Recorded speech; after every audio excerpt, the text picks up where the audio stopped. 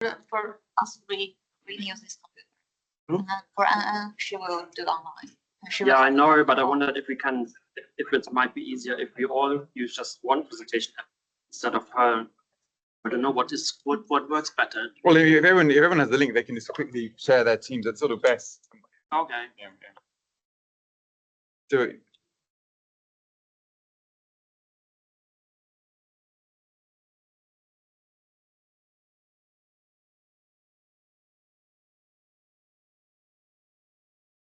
Okay, I'll let you in.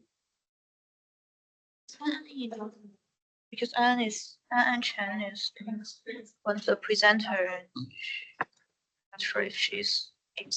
Sorry, I'm in the wrong meeting. I said you've gone for.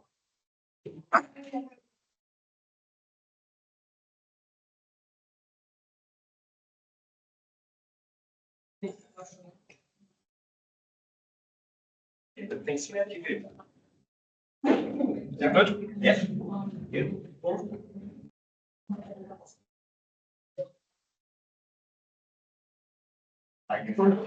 She got the link to the meeting. She's in the waiting room. I ripped it somewhat straight away. I'm in office. Are you in the right link? Issues. So once space was taken up. Hi. Hi. I'm just trying to.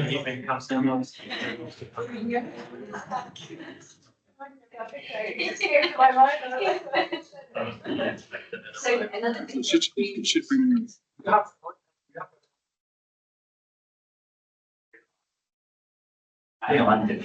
No, London there's not just too expensive. No space. Let me share this link with you, with the others.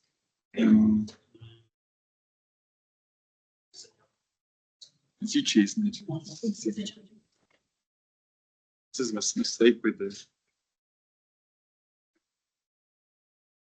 Actually, mine, sorry. So Yuqi's Zhang. Is it? it can be a bit annoying. It can be a bit annoying, but it's sort of. And you see, yeah. That's it. Not the thing. Want to see a student or have something online. And we don't coordinate.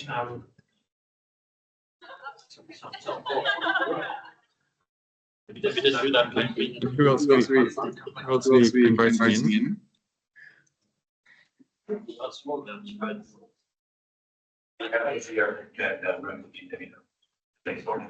already allowed them to join the meeting. Okay, so is there a mistake? Hi, this is me, and this is one of them.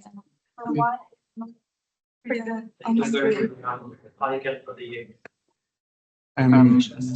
There you are. That's fine. Oh, okay. It's fine. Okay, so you're okay now. Hi. So who will be controlling the slides?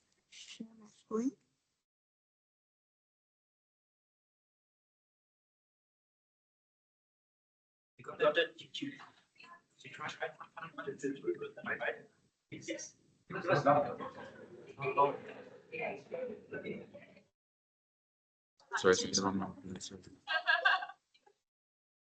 Ignore my message.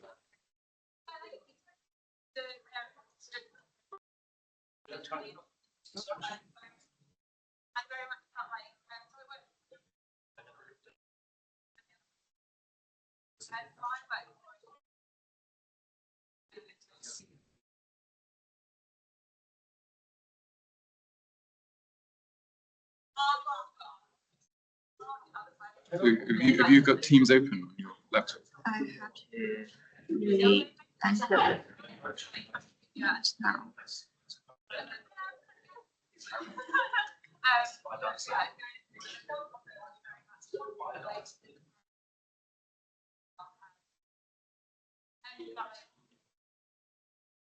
Wow. Yeah, that's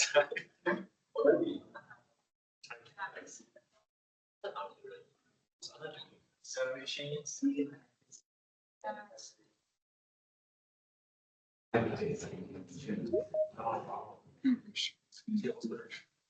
Fussy, isn't it?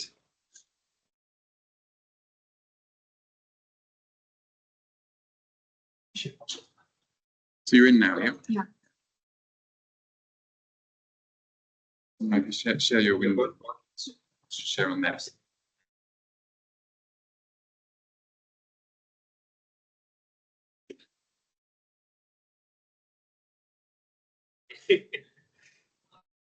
Yeah. And look. Yep, there. It's now public out. Fine. Hi, David. Can I control the slides?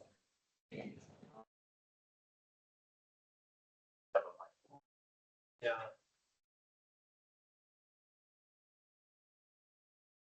Hi. Can you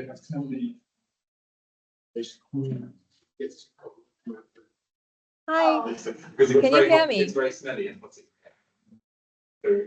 People are also coming. That's why I had to do it on the mouth.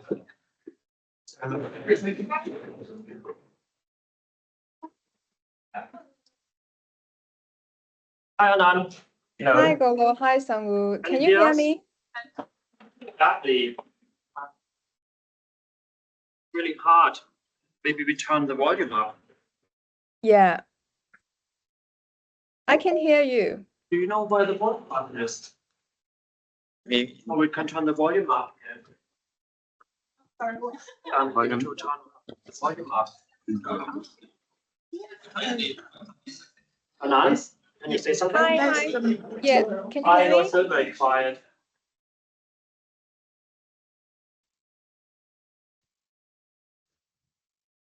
So who will be controlling the Now slides? I can hear you better. But I think it's a max.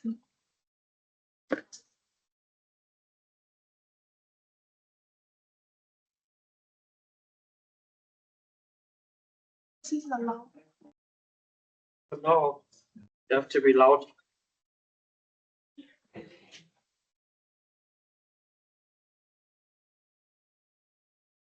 We've got these other buttons too. I think it's There's something here, I don't know.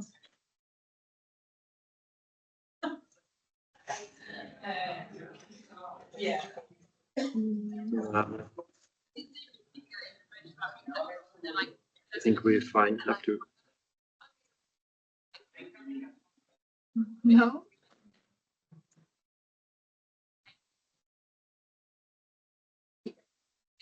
I will try to someone here.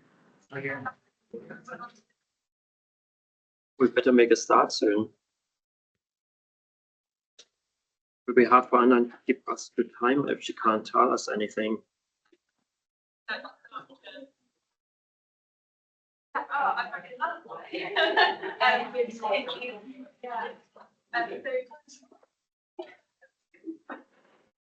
Okay.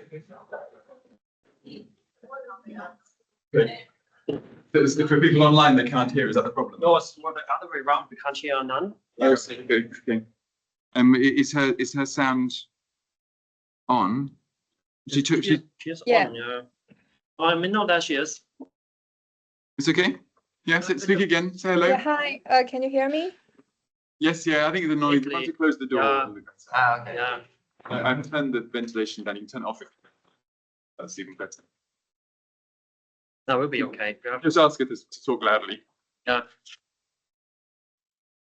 That's on there. That's the mic. And the speaker. Okay. Good. Okay. Okay. Can you see that light, Anan? Yeah, hi. Shall we start? I can't hear you. Shall we get started? There's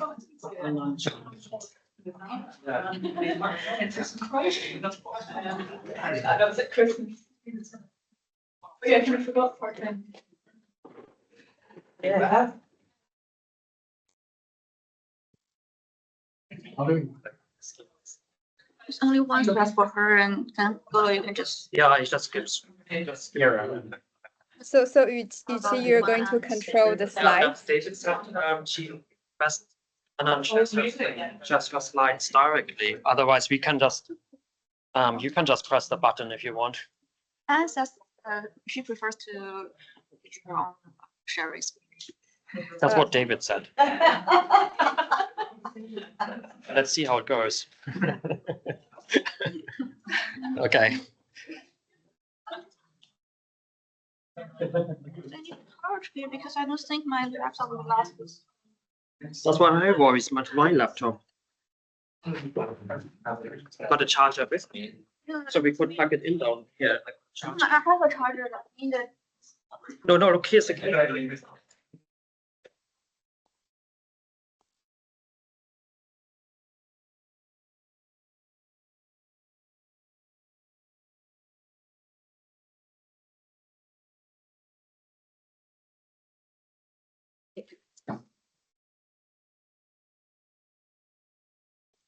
And I think we can make a start. Okay. Hi everyone. Can you all hear me? No, badly.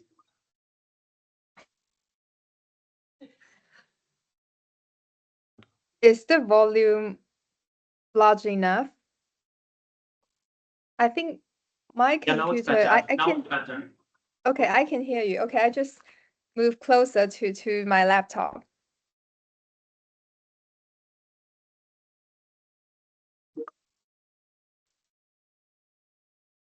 Perfect. So Yuqi, you're going to control the slides, right? Huh? So you're going to control the slides. I'm not going to share on my laptop, you mean? Yes, we can just press the Okay. button. Okay. So hi everyone. My name is Anan Chen. I'm currently a postdoc researcher in Peking University Graduate School of Education. So I obtained my doctoral degree last year from University College London Institute of Education on comparative and international higher education. So today I'm really honored to be online to coordinate and present this panel focusing on unequal graduate outcomes, reassessing the long-term returns to higher education. So we all know that in the past several decades, higher education enrollment has expanded dramatically worldwide, yet cross-national evidence increasingly shows that returns to a degree are uneven, context-dependent, and potentially declining. But however, in the academia, researchers dominantly focus on earnings when examining graduate outcomes, which obscures equally important dimensions ranging from skills development, employability, job quality, and well-being, etc., etc. Therefore, our panel brings together 4 different papers examining graduate outcomes from complementary angles. For example, earnings, mobility, multidimensional job quality, social returns, and also international higher education. So we aim to interrogate a central question. Does higher education still deliver on its promise of equality and quality and long-term graduate advantages? So here are 2 key questions that we're going to talk about today. Firstly, why it is important to reconsider graduate outcomes beyond earnings, including skills, job quality, and well-being. And secondly, to what extent does higher education expansion lead to unequal graduate outcomes and through what mechanisms?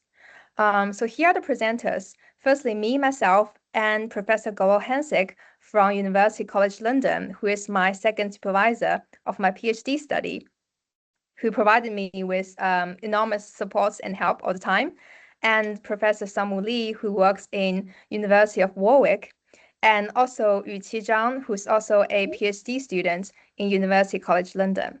So firstly, let's welcome Professor Golo to give us his presentation.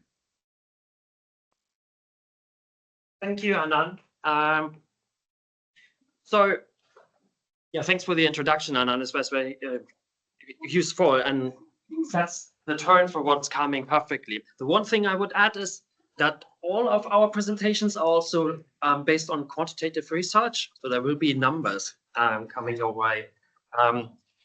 The stuff I'm going to talk about is related to the question of social mobility and how education expansion contributed, higher education expansion contributed to social mobility in OECD countries. Particularly unpicking sort of the connection between education expansion, gaining credentials, gaining skills, and then maybe ending up in a better paid job. So in the end, I'm actually looking at earnings, but also a little bit something else. And we've heard, I mean, we heard the narrative millions of times, right? This promise of higher education expansion. Widening participation as part of this package has been one of the central sort of policy tools of the state in terms of delivering and hoping to deliver social mobility for disadvantaged groups. The idea is fairly straightforward, and that's the typical policy narrative. We widen access to higher education. There will be more graduates. They are better skilled than previous generations. They will therefore get better jobs, higher earnings, and as a result, let me have a look.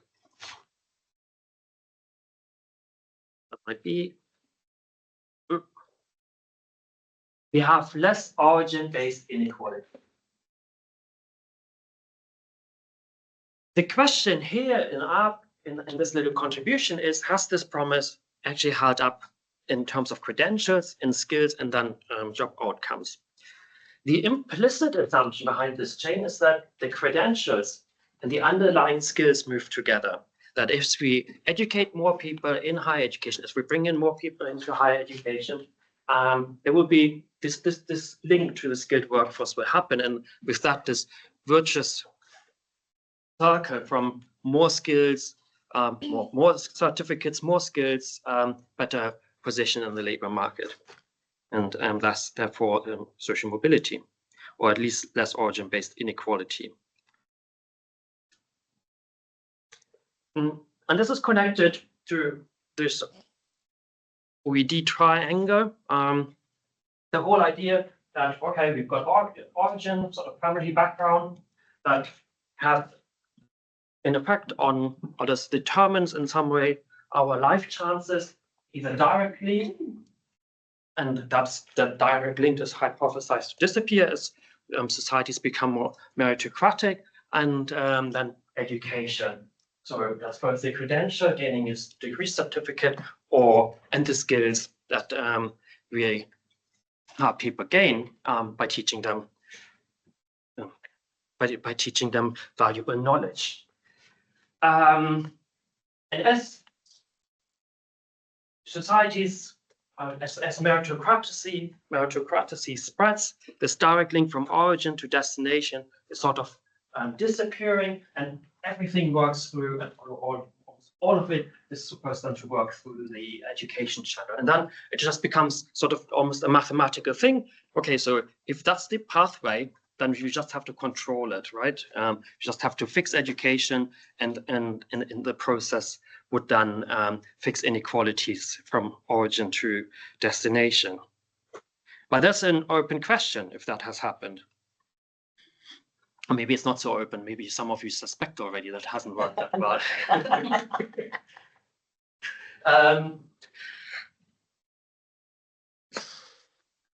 So what we have used here in this data set, in the study, is the OECD's International Survey of Adult Skills. It's a huge cross-sectional survey. It's carried out across, I think now around 30 economies and countries. And now it's been done for the second time, sort of the first one in 2011-12, and the second time 2022-2023. And it's really useful. It's one of the very few data sets across the world that are sort of cross-nationally comparative and have all the information that we need for this kind of assessment. It's got some information on social background, it's got information on destinations, it's got information on skills, adult skills. That's really useful. So what we've looked at is how social background, the relationship between social background and education, skills, and destination has changed between these two cycles for the group 35 to 44 years, which we think has sort of settled in their careers. And that's what we track and look at. The social origin differentiation that we do is between graduate parents and non-graduate. So it's not very specific, but it's sort of what it's one of the widening participation indicators, this idea of first and family graduates, basically. That's the group we're looking at, first and family graduates and how they're getting on. Coming back to this whole story about origin and destination and how much is coming through this education path. If you just look at the chances of people from non-graduate parents getting into top earning jobs, or the jobs in the 20th percentile of the earning distribution, we see sort of a 17 percentage point gap in the data across the countries in this OECD study. Right, there's quite a big gap. But if you compare then people with similar literacy skills, so the skills they've got as measured in the OECD survey, we see that that gap shrinks. It's just still there, but reduced. And if we add to this literacy skill measure the degree qualification, whether they're graduates or non-graduates, we still have a residual sort of still an influence. We still see differences between those with graduates and non-graduate parents, but they're much smaller. So a lot of what this means is that a lot of this social origin gap that we have here at the top is mediated through the education system, through the skills and the qualifications we get. And that's sort of is kind, I guess, kind of the policy sort of angle. That's what the higher education expansion was hoping to exploit, or not exploit, but to leverage this cross-sectional association. But what has actually happened? If we look at how things have changed, the left bar chart here shows you graduate attainment in 2011 and 2022 for our target age group. I differentiated between those with graduate parents and non-graduate parents. And you can see there's been a huge increase in substantial increase in the in higher educational attainment for those with non-graduate parents, from 19% to 31%, almost a third in this age group in 2022 across the OECD countries had a degree qualification. And this was a much sharper increase than in the group with graduate parents. So there has been widening participation. There's been convergence in terms of the chances of obtaining a degree qualifications between these two groups. But what has not changed is actually the skills gap. So already at the first hurdle, the story breaks down. What we see here is that in both cases, literacy skills actually fall slightly. And they fall slightly more in the disadvantaged group, despite the increase in the credentials. And if we then look at the outcomes and the chances of being in the top 20% of earners, you see nothing has changed.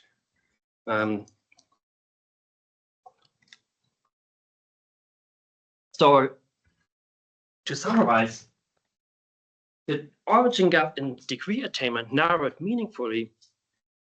The origin gap in literacy skills did not narrow, and the origin gap in top earner chances did not narrow either.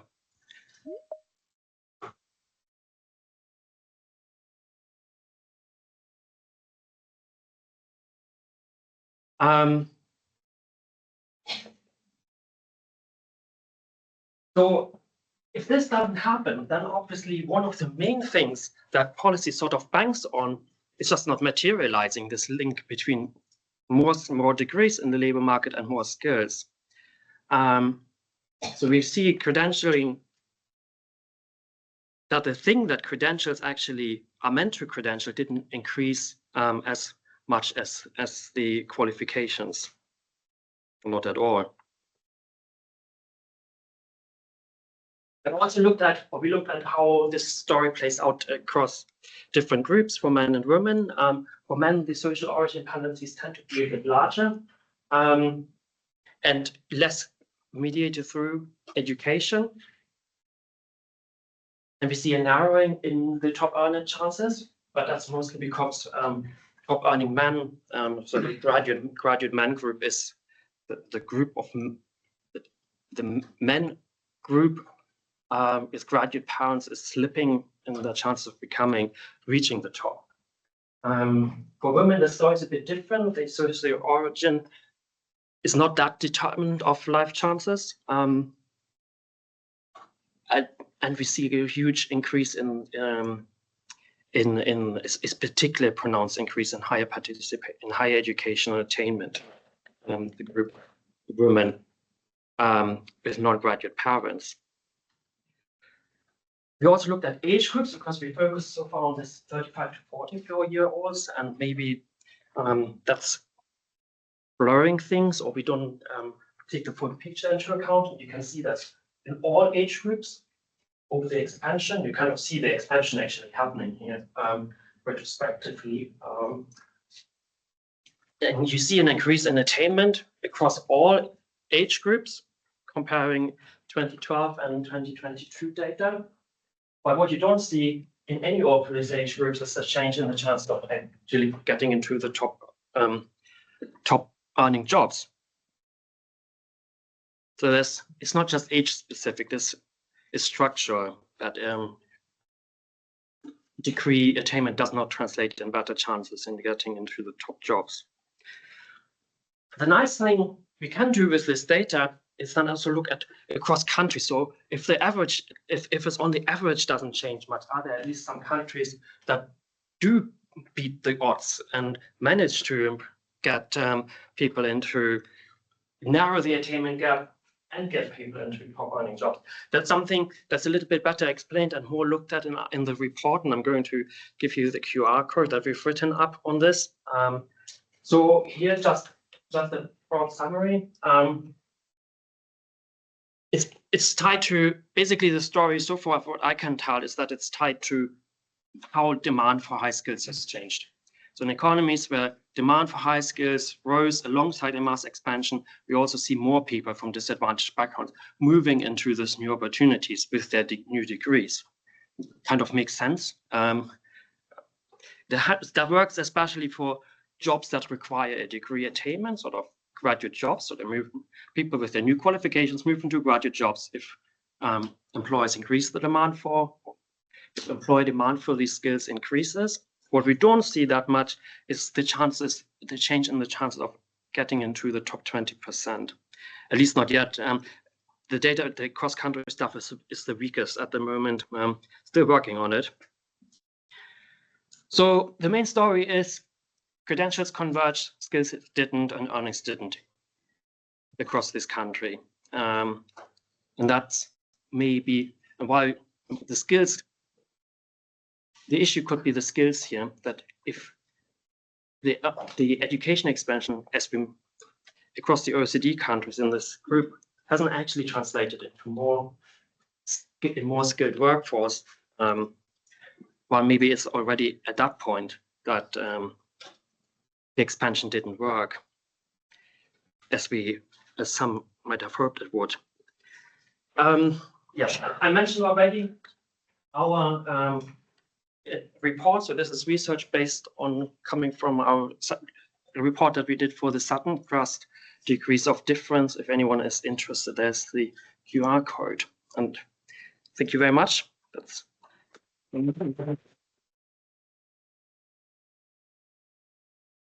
I think with questions, we wait till the end. Yeah, thank you, Golo. Thank you very much. I think audience are welcome to ask any questions after our presentation in the end. So then let's welcome Dr. Sangwoo Lee to talk about the multidimensional job quality premiums for university graduates in Europe. Okay. Hello, my name is Sangwoo Lee. I am from University of Warwick. And today I'm gonna talk about the findings from one of my recent studies focusing on the multidimensional job quality premiums for university graduates across different European countries. And this paper is co-authored by my colleague Cesar from University College London.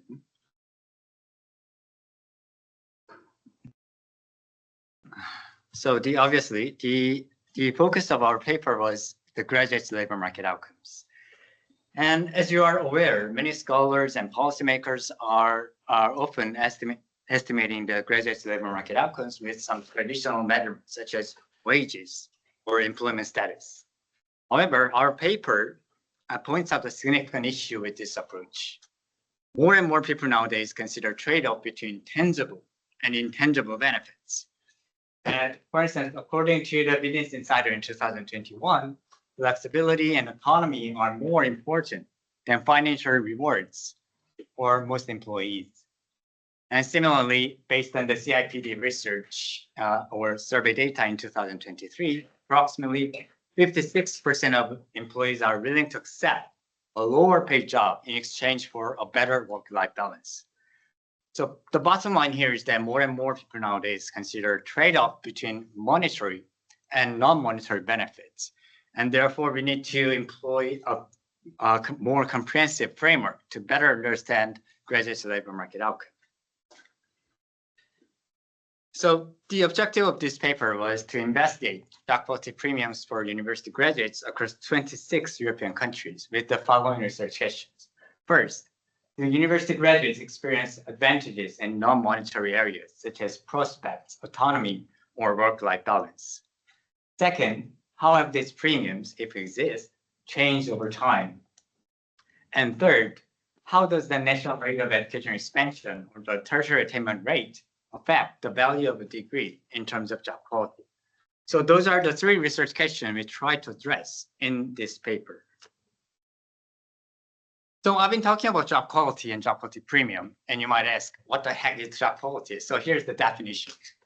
Job quality is the multidimensional concept encompassing 6 or 7 different dimensions, depending on the framework. And we specifically adopted the framework introduced by Eurofound, the European Foundation for Improving Living and Working Conditions. And it has 7 different dimensions, such as earnings, prospects, skills and discretion, social environment, physical environment, work intensity, and working time quality. So, and each item, each dimension has multiple items in it. For instance, for the prospect index, it looks at your job security and your career advancement opportunities.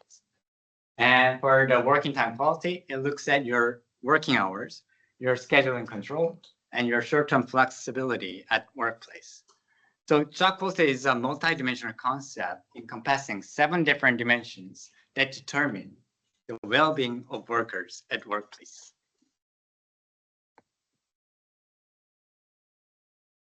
And for this study, we used the job quality indices normalized from 0 to 100 with higher scores representing the better working condition, except the work intensity. So we now have a better understanding of job quality, the concept of job quality, then why it matters. Why does it matter so much? So while earnings are important, non-monetary job quality is also a primary driver of your long-term life outcomes. For instance, high-quality jobs with better autonomy and better working time quality are more predictive of mental and physical health than income alone. Also, factors like work-life balance and social environment determine the spillover effects of work into family life and social participation. And high work intensity and poor physical environment leads to burnout and early labor market exit, regardless of high pay. So these are only some of the list showing why job quality is so important in terms of your long-term life outcomes. And once again, this is why we need to employ this job quality framework to better understand graduate labor market outcomes.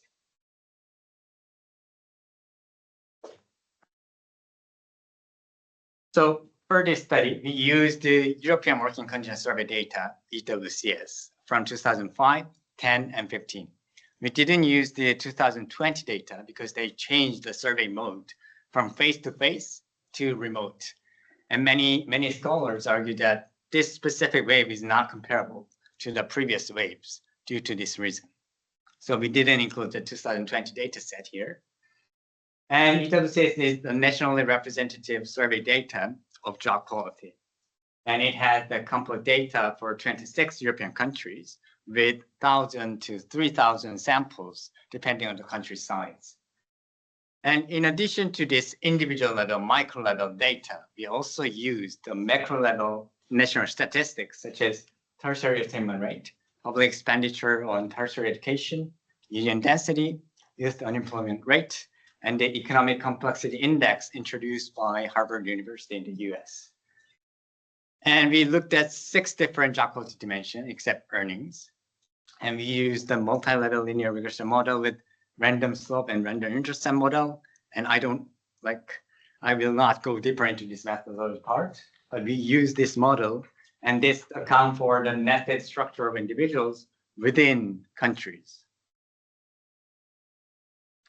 So let's dive into the results first. Let's go. Yep. Are graduates really better off than non-graduates? We found that graduate premiums are highly heterogeneous across different job quality dimensions. For instance, we found the largest premium in skills and discretion, and the moderate premium for physical environment and prospects. So in other words, graduates have better skill utilization, better autonomy, a safer environment, and better career advancement opportunities or job security than non-graduates. But we didn't find any premiums for graduates, or even found the negative premium for graduates in social environment, working time quality, and work intensity.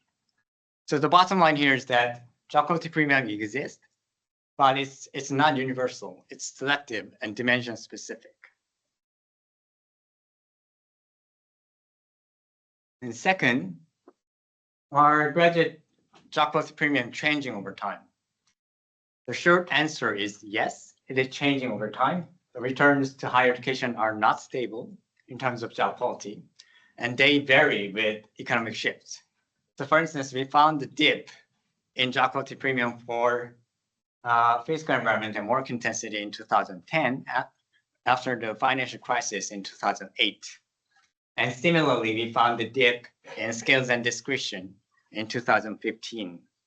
And the mechanism behind this sin was out of scope for this paper, but the key insight here is that job quality premium change over time, and it depends on economic shifts. But once again, it is dimension specific, not universal.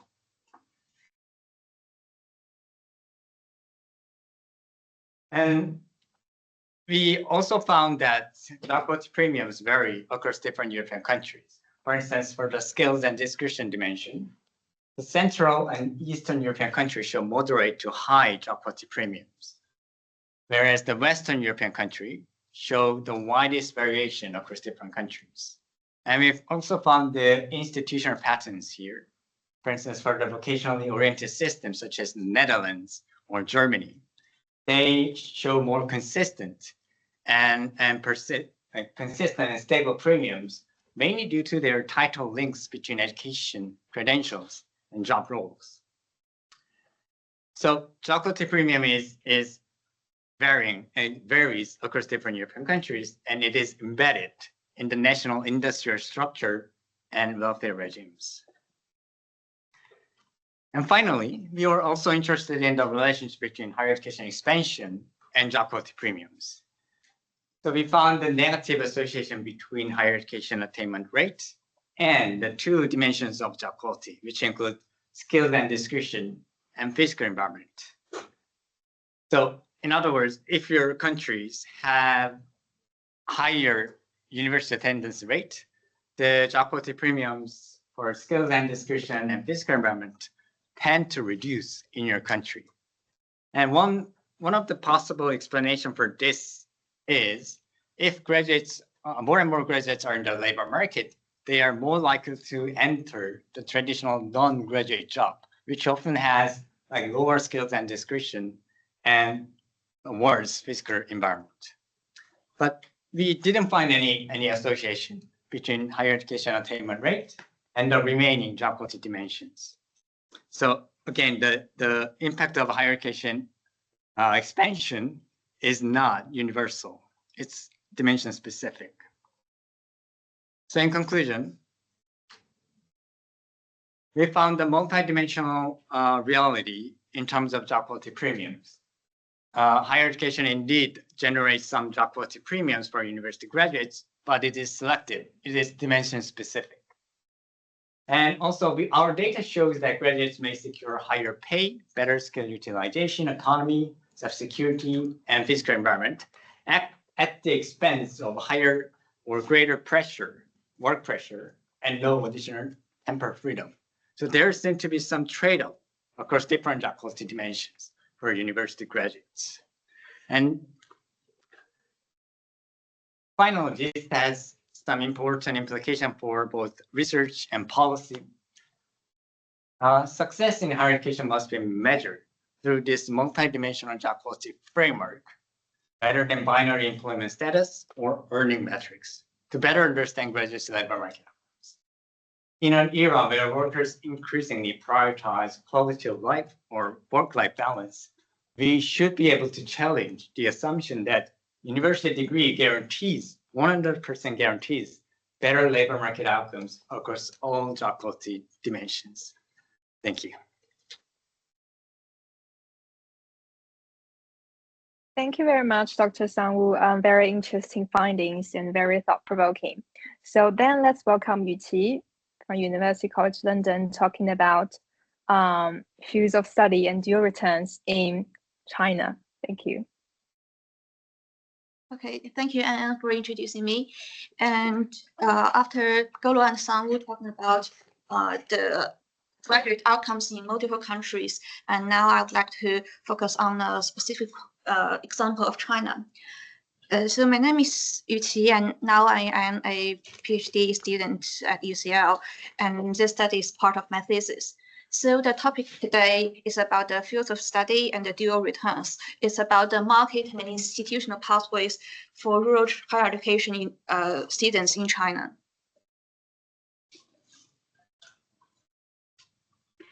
So as this panel has repeatedly emphasizing the graduate outcomes have more than one dimension of earnings, and it also involves other aspects of well-being and welfare. However, what matters varies actually across countries, because in some countries, perhaps there's a very important distinction between public and private higher education. And in other countries, and actually many countries, the expansion of higher education is very important phenomenon to discuss. However, in China, there's also a very key dimension of outcome, is the institutional return. That means how higher education is actually bringing access to the students, the state-recognized positions. The institutional returns in China is important because China is a hybrid system, because the market powers and the state allocation of opportunities are equally important. And one of the most important institutional returns in China is the hukou system, which is the household registration system. So basically, the individuals in China are classified as rural and urban residents, and the urban residents are having a far better access to public services, for example, infrastructures, education, and healthcare. And also they have better access to higher quality, formal, and stable employment. Although the urban or rural identity is pretty much defined when you are born, for rural students, higher education is one of the most important pathway for them to get a hukou transfer to urban identity, because this can be realized through higher education in cities or high quality employment in state or public sector organizations or regulated urban labor markets. And this is pretty much the case for graduates from higher education.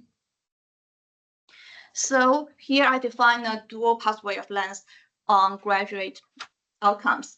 On the one side, we have market pathways, which is the income. It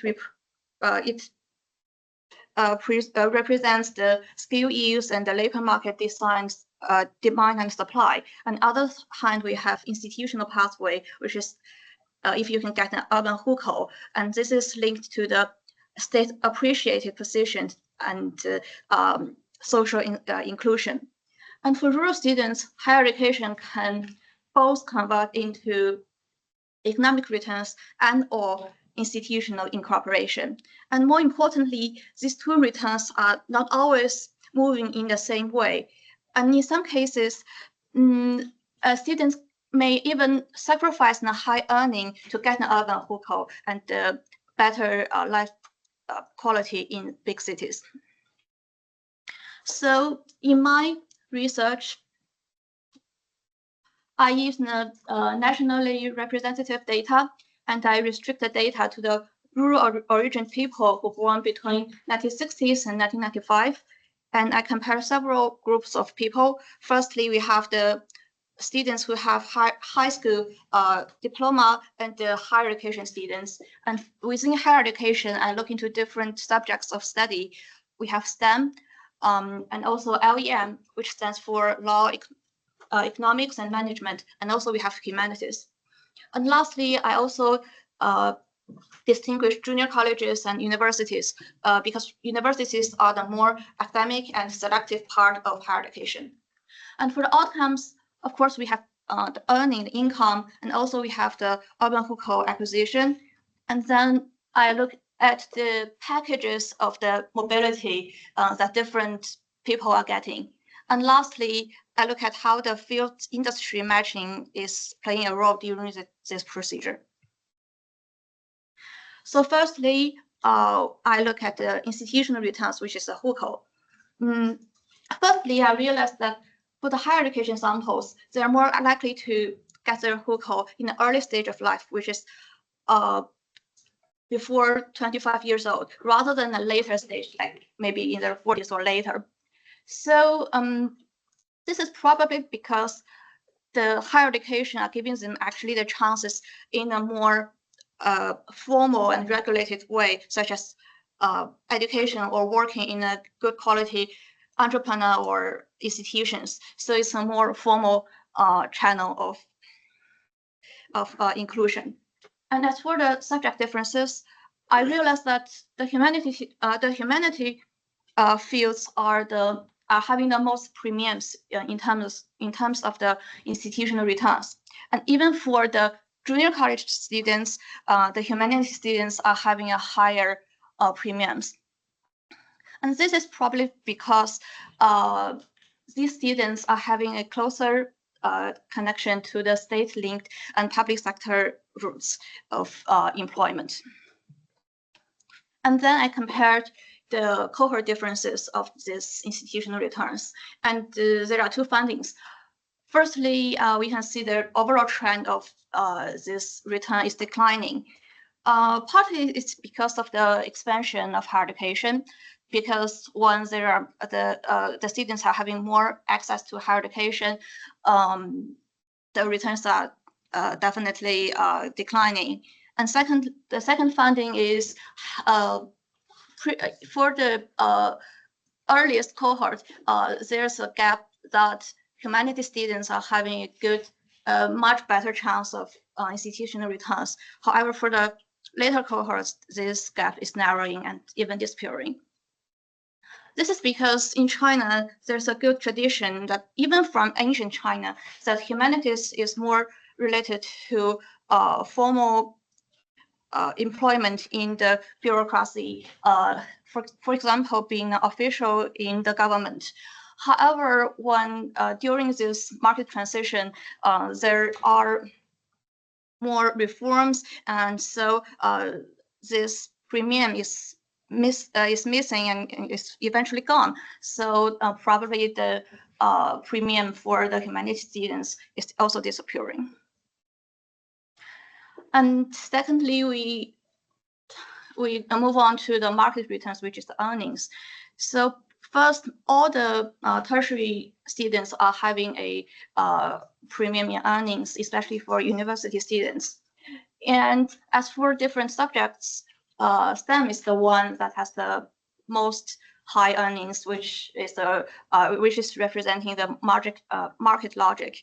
While for humanities, especially for the junior college samples, they're having a relatively really disadvantaged position here. And I combined the two. Okay, and then I combined the two aspects of the returns. So when we are combining the income and Hukou, we realize that higher education is actually not only producing one single type of success.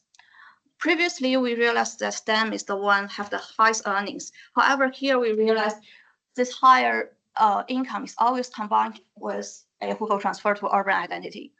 And for humanities, it's a different story because they are more related to institutional mobility. However, this is always combined with a lower probability to have a good earning. So here we realize that the subject choices is actually structuring the combinations of the advantages. And lastly, I look at the field and industry matching. Okay, so here the match means that, for example, if you are a STEM student and you are working in an industry that most of your colleagues are also STEM students, that is a good match. So for market returns and institutional returns, I have two different stories here, because in the market mechanism, basically for most of the graduates working in an industry that closely related to their subject is leading to a raise in their income. And this is particularly the case for STEM and LEM. So here, it is because the productivity and the skills they learned during higher education is appreciated. And so this is reflected in their earnings in the labor market. However, in the institutional mechanisms, different, because for the humanities graduates, working in an industry that is related to their subject is leading to a premium in their institutional returns. However, for STEM, this impact is even negative.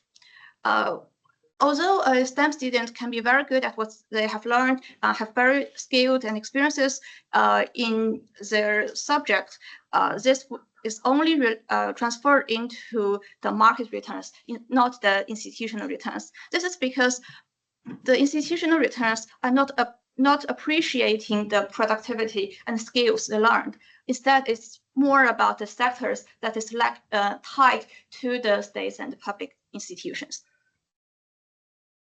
Okay, so now let's get back to the question of our panel about the expansion of higher education and the graduate outcomes. So basically, the story is like, when there's a huge expansion of higher education in China, the credentials are becoming more accessible, of course, but it's also being more differentiated within this structure. So different channels of subjects and different tiers of institutions, the students are having very different outcomes into different sectors. So now here we have the market outcomes, which representing the skill rewards, and the institution outcomes that is more linked to the positional inequality.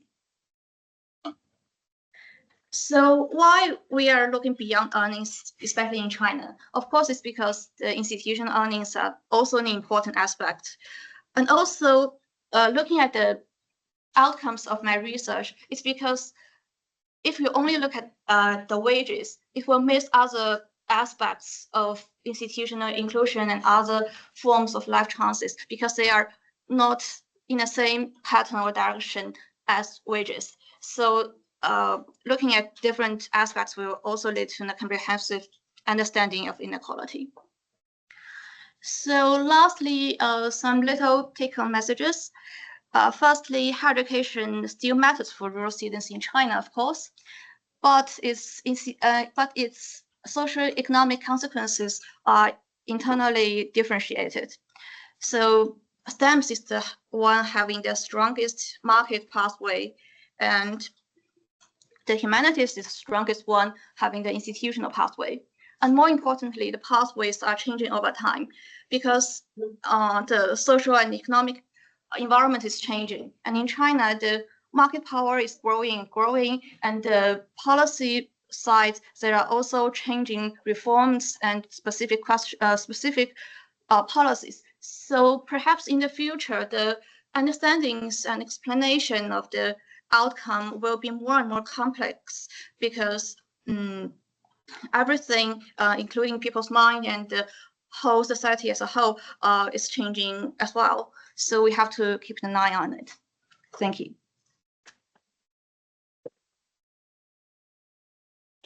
Thank you, Yuqi. Yeah, I think your findings are really like context dependent, as we said at the beginning of our panel. So, and the Chinese context really special and interesting. So I'm also focusing on Chinese context. So let me share my screen.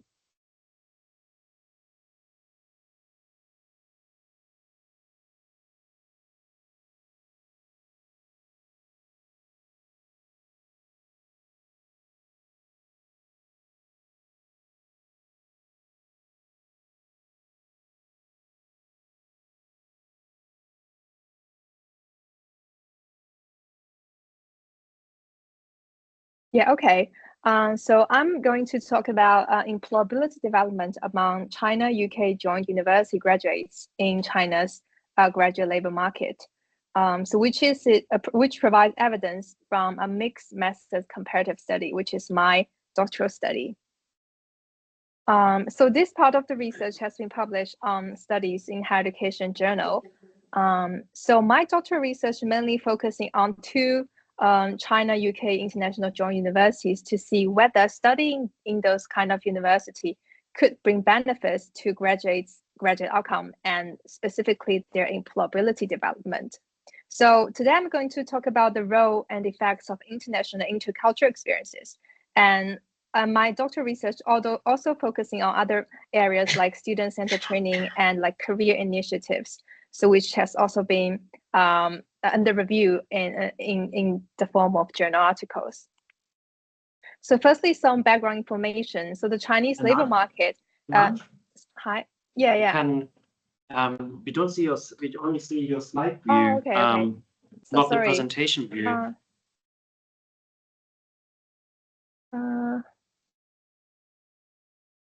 Maybe you share another window or something. So sorry, I try sharing again. Sorry.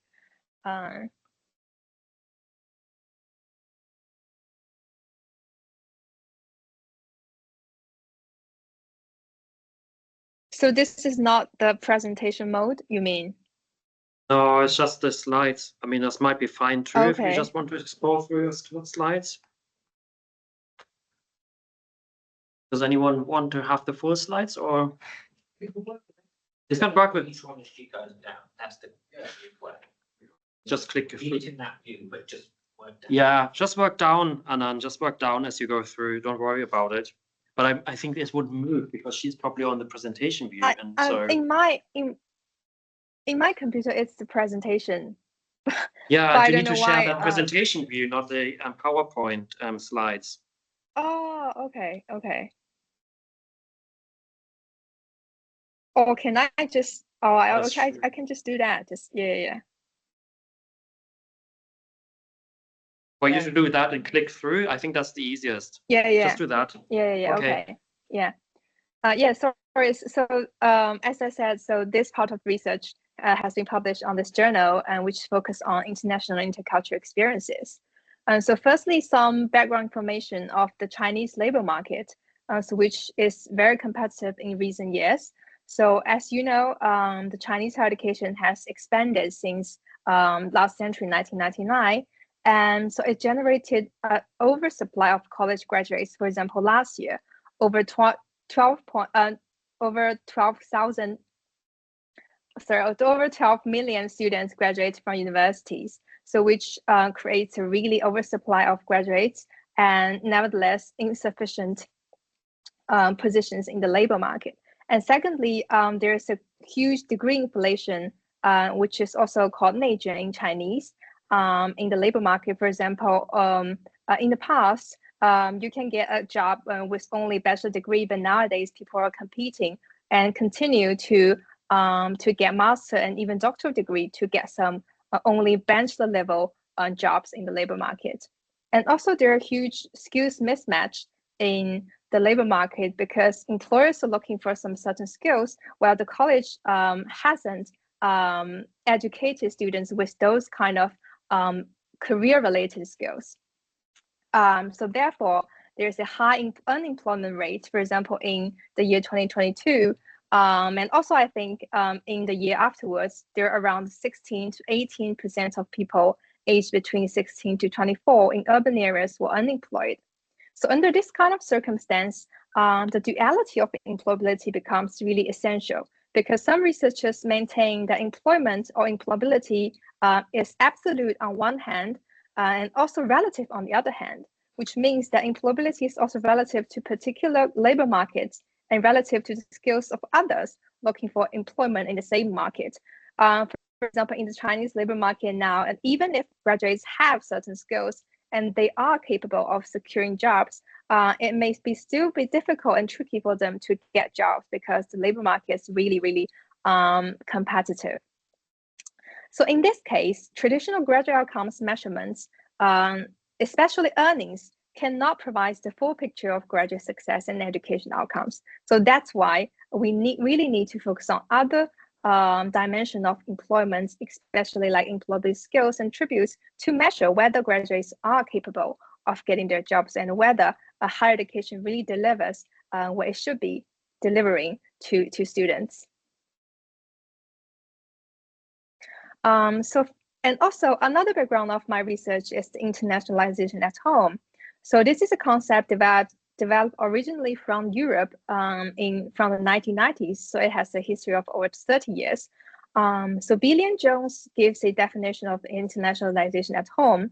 It says a focus on the purposeful integration of international and intercultural dimensions into the formal and informal curriculum for all students within the domestic learning environment. So it is quite different from a traditional international mobility, but it's also aims to deliver international traits to the higher education learning environment. So internationalization at home has developed by leaps and bounds in China in recent years because it is a key or it's a special dimension of the education opening up policy in the Chinese higher education system. So although in recent years, China has faced difficulties in like China and international relations, it's still focused on education opening up, aiming at sending and receiving more international students. And also internationalization at home has developed really quickly after the COVID-19 pandemic and within this post-pandemic era because many students, as you know, are facing difficulties in traveling abroad and international mobilities. So more and more forms of internationalization at home, such as joint universities or joint programs of franchise or even virtual learning are really expanding nowadays. And thirdly, also the geopolitical tension, as you all know, different kind of wars or different kind of tensions are happening around the world. So internationalization, I believe, at home, I believe will be probably a really important dimension in the future higher education system. So the most essential traits of this internationalization at home is the combination of globalization and localization. So mainly it tries to bring globalized and internationalized dimension of education resources and forms, and also combine with the local context. So therefore, the China for International Joint University is are really special or representative forms in this kind of internationalization at home in the Chinese context. So basically, it is a special dimension of China foreign international cooperation in education. So it is, so they're considered as independent university because they have independent legal personality. So in the Chinese context, it is not affiliated with any other universities, but they are independent universities. And also, they're quite different from international branch campus because they're co-founded and co-established and invested by two independent different universities in different countries. So altogether, now there are 11 independent joint universities officially approved and recognized by the Ministry of Education in China. So as you can see from this table 1, so different host countries and different home country and different host universities participated in this kind of joint university lists. So most of the host universities are UK, US, and Hong Kong as a special area. So, so here's a broad picture of those kind of joint universities. So they occupy a unique but under-reached niche in China's T&E, transnational education landscape. They represent an innovative institutional form, 4-degree programs delivered on Chinese soil with foreign curriculum, faculty, and culture. So here is a simple comparison between those joint universities and the conventional Chinese domestic universities. So in terms of curriculum, so they aim to bring the foreign aligned. So for Sino-UK joint university, they aim to bring a British style teaching environment and materials and textbooks. So they have international mixed faculty with both Chinese faculty and also globally recruited faculty. And students are getting intercultural and international experiences because they have like international faculty and they have certain proportion of international peers, and they are learning British style education. So another thing worth mentioning is the tuition fee. So they charge really high tuition fee, although most of the students are Chinese students, probably 95% of students are Chinese students, but they need to pay pay international fees for about 10,000 to 20,000 pounds every year. But for domestic Chinese university, they only charge we only need to pay like 500 pounds every year. So basically, they are really expensive, but they are going to provide international education. However, in academia, despite their prominent role, very little is known about how well these graduates fare in China's highly competitive graduate labor market. So I'm going to talk specifically about my research focus because I focus, as I said, on the international experience. So as I said, they have international experience for students. So specifically, they have 4 English environment as English as the medium of instruction, and they have international curriculum and pedagogy, and they taught by international staff. They have rich intercultural activities, and also after graduation, they can get double degrees from both Chinese and foreign country universities. So therefore, those joint universities themselves, and also some researchers, they claim that those joint universities are global talent incubators because those graduates are they can potentially have higher English proficiency, better intercultural communication skills, and other employability skills like teamwork and self-learning because they're stay in a so-called UK-like learning environment. So, and they have global competitiveness compared with their local peers, and they are favored by employers in the labor market. However, these are just claims, and so whether they are true remains investigated. So the huge gap is limited empirical evidence on actual outcomes. So my research just try to investigate whether those claims are true or not. So I use a mixed method research combining survey data and in-depth interviews, which enables both breadth and depth of the insight. So the sample is over 200 recent graduates from Sino-UK joint universities, and also I use a group of graduates from a comparable Chinese university with the same, like for example, academic level, to compare and to show the special development of joint university graduates. So so I focus mainly on the quantitative strand. So we ask graduates to self-assess their employability skills, use established graduate employability frameworks adapted from previous research. And then I compare those skills and also other evaluation with the Chinese university graduates. And I also have in-depth interviews to explore a life experience of intercultural and international engagement. So for the interview, I also had conversation with staff, around 20 staff from the joint universities. Yeah, so let's see the results. Firstly, Sino-UK joint university graduates consistently self-assess higher employability competence and skills. So I basically investigate 4 types of skills. Firstly, professional learning and cognitive skills, which include skills like problem solving, learning, and adaptation.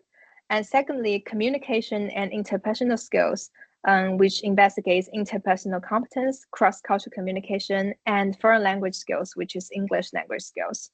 And secondly, the personal empowerment skills, including like self-management, time management, self-regulation.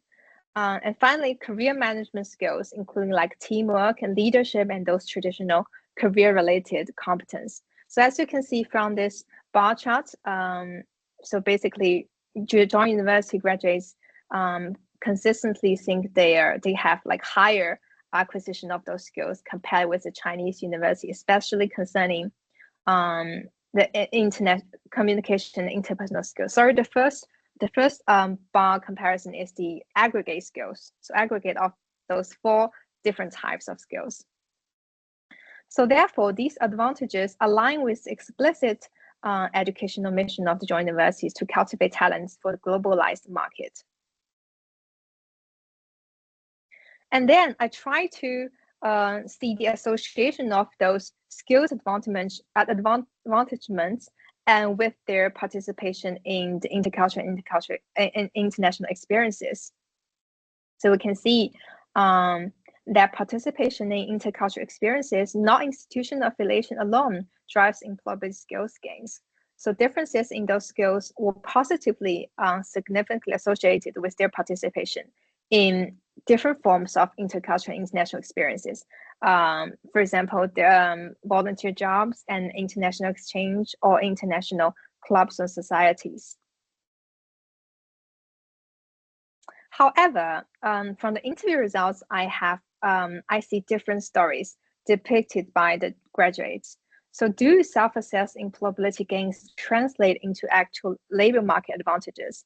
So from the positive side, graduates said that they are having British-style learning approach, and which increasingly develop their English proficiency, and they participate in rich intercultural activities.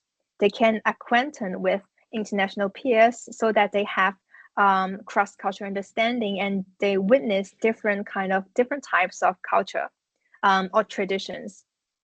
However, from the negative side, most of the graduates, or I can say a major proportion of the graduates said actually they have insufficient interaction with international students, because when questioned whether they form any authentic friendship with those international peers, they admitted that they did not continue talking to those international peers after the so-called exchange program or like the club activity ends.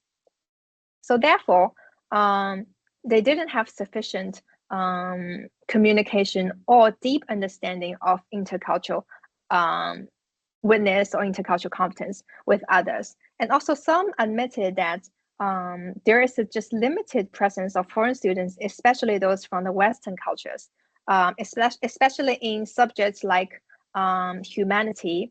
So basically they only witness several international students from, for example, other Asian countries in the university environment.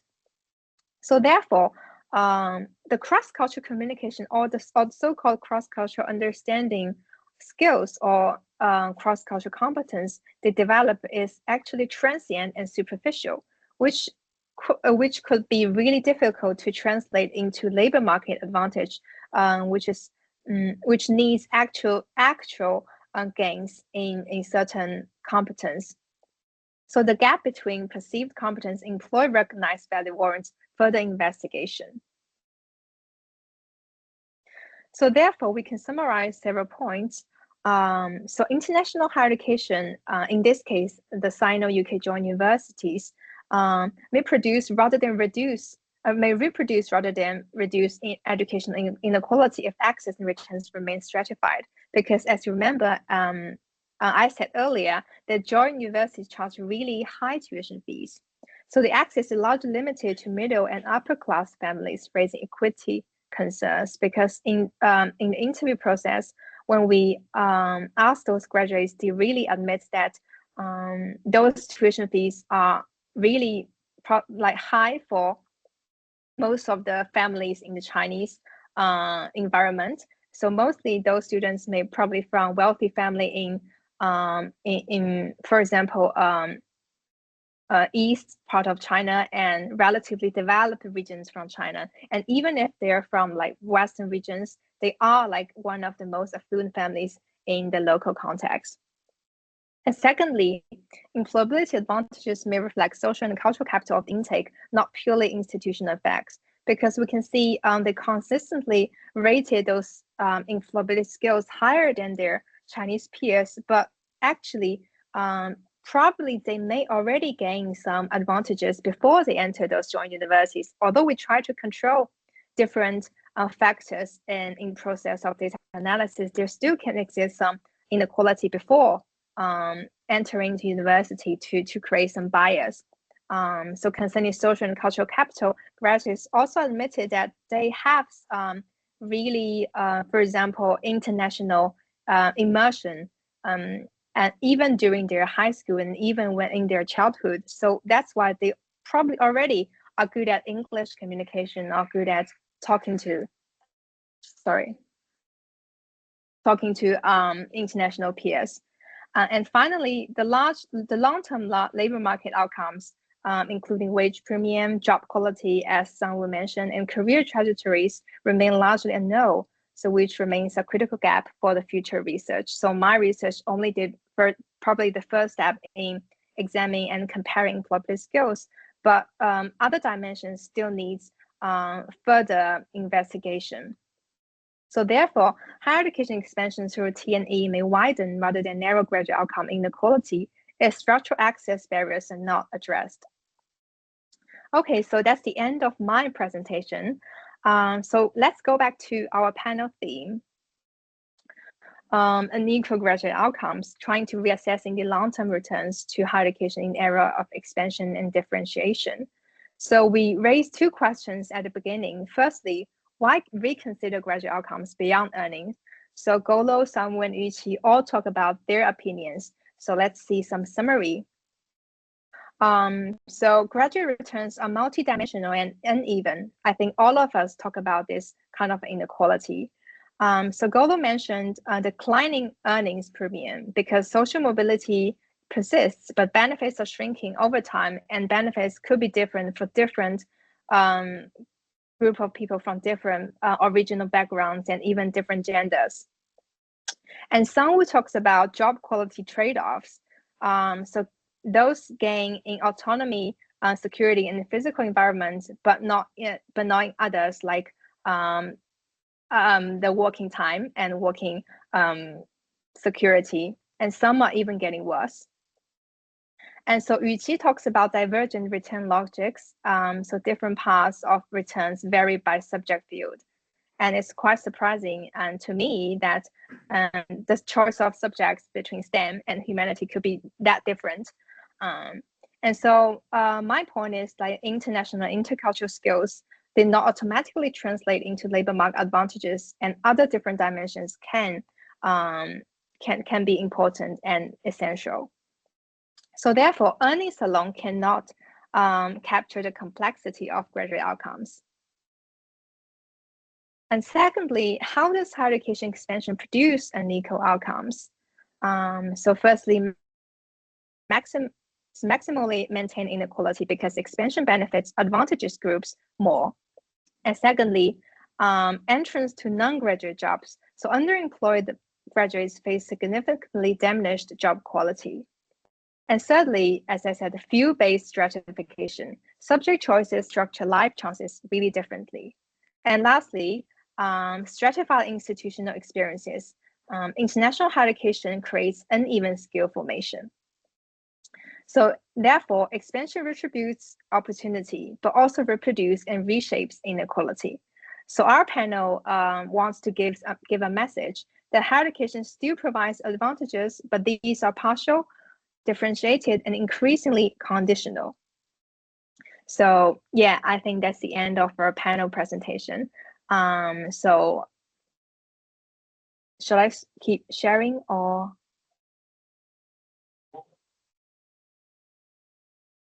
It may be easier if we do the question stuff in the room. What do you think, Anan? Can you see anyone? So I guess.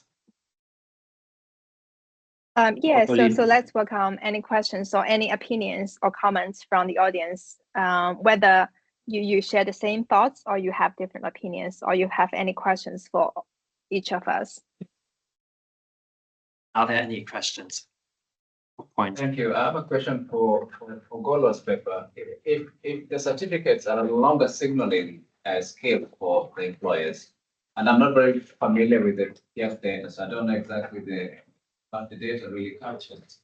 But indeed, if the certificates no longer signal skills for employers, I mean, what else can employers use to really get the graduates they need for the jobs? What is your opinion on that? Because that's the conclusion I got from listening to your presentation, that the differentiation in wage premiums is no longer connected to your certificate. So from an economic point of view, if you consider that the degree has been a very good tool for employers to signal your ability to do the job, and if it no longer signals your ability to do the job, what do employers, what are they left to use in future?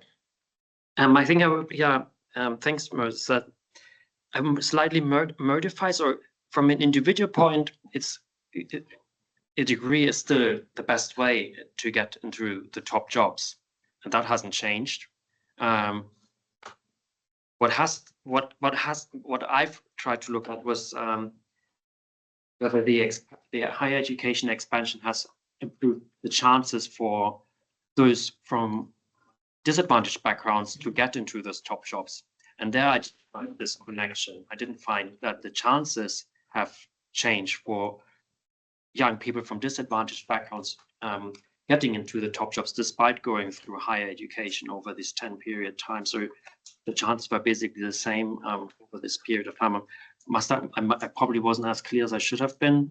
So it's not that there's a disconnect between the degree and the skills they certify so much as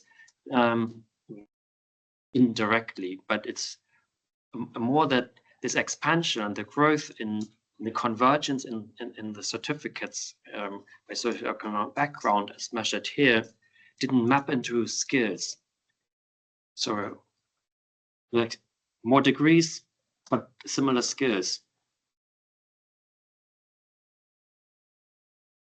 I have a question basically to all of you. How can we disentangle the impact of expansion and the impact of very often simultaneously occurring institutional differentiation of institutions?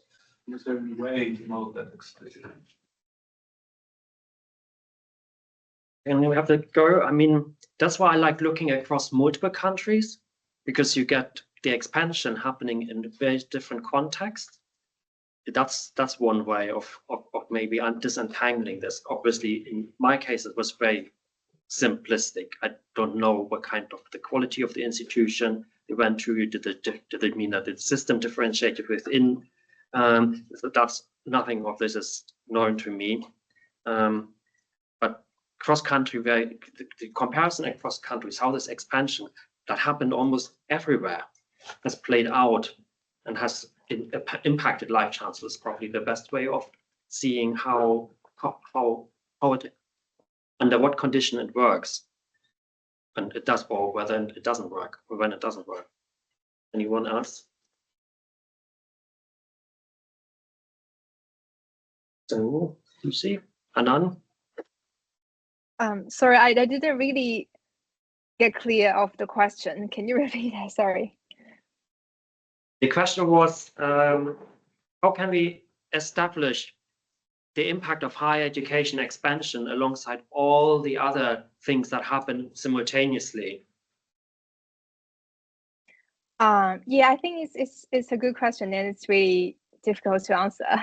I think, for example, in the Chinese context, higher education expansion really come to a period where, for example, people starting to reconsider whether we still need to expand or not. For example, in China, we see a trend that elite universities stop expanding in recent years. However, other, for example, second-level universities are still expanding to give more students access to higher education. As you can see, because higher education can actually bring some premium in either job quality or earnings. So expansion is, I think it's a positive thing at the very, in essence, it's a positive thing. But speaking of inequality and other dimension, I think policymakers need to think about other policies and different perspectives in terms of how to ensure those inequality at least stop increasing in the process of expansion, and how to keep those, for example, elite premiums or benefits.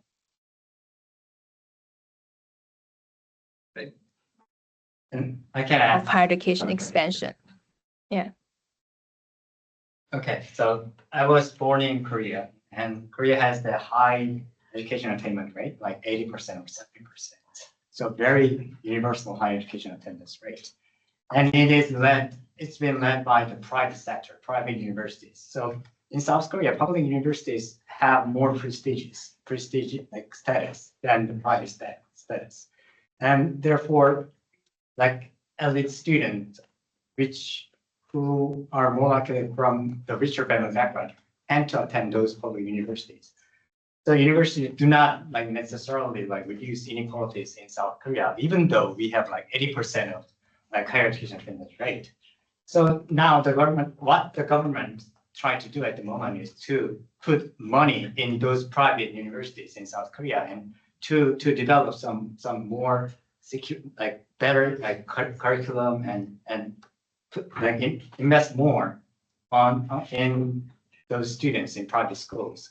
So that's what's happening in South Korea. So maybe we should be able to like put some money on the underdeveloped private sectors to make the university situation more equal.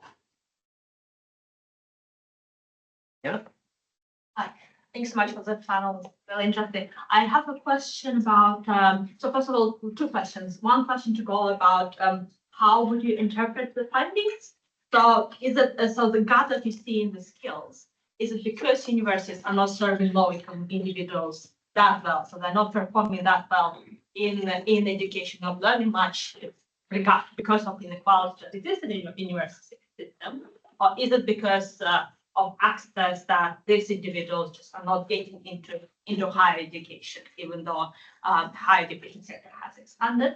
And another question is for all of you, is the question about student loans. So there is a big argument, obviously, about private returns to higher education. And many of you, what you have shown is that the returns are multidimensional. So to some extent, the graduate premium also includes job satisfaction, higher job security, better work conditions for some extent. And do you think that could be an argument in favor of student loans? Because these are the kind of jobs that people are getting, and maybe, so I mean, could it be argued as something in favor of student loans, or maybe not? So. Yeah, on the first point, I guess that's be. I can't. It's all speculation. With what I've seen here, it could be, as Sangwoo described, it could be that expansion happened not evenly across the system, but especially in a segment where that didn't deliver those skills. It could be that if you just expand higher education without touching any of the education phases that come before, it might not work as well. That could be another thing that we just that won't deliver by itself. It's education doesn't happen just in the 3 years you're at university. It happens in the 12 to 13 years you spent in school before. And if you don't touch that, I think higher education will have a very hard time to build additional skills. And I think one of our case studies in the Sutton Trust report was Ireland, that stood out as one of the countries where we actually saw expansion being combined with work in the school system, and that played out a bit, was a more optimistic case in the selection of countries we looked at. Does anyone else want to do the other? What's your take on, does that justify student loans? So I don't have a good answer for that, but my general thinking is that, so we have a general assumption that graduates have better labor market outcome. But from my research, graduates tend to trade off their earnings with their work-life balance or work intensity. So you put your time and effort at workplace and you earn more money. But in the job quality scholarship, there is a high correlation between your work intensity and your well-being and your work-life balance. So I think we should be able to ask questions.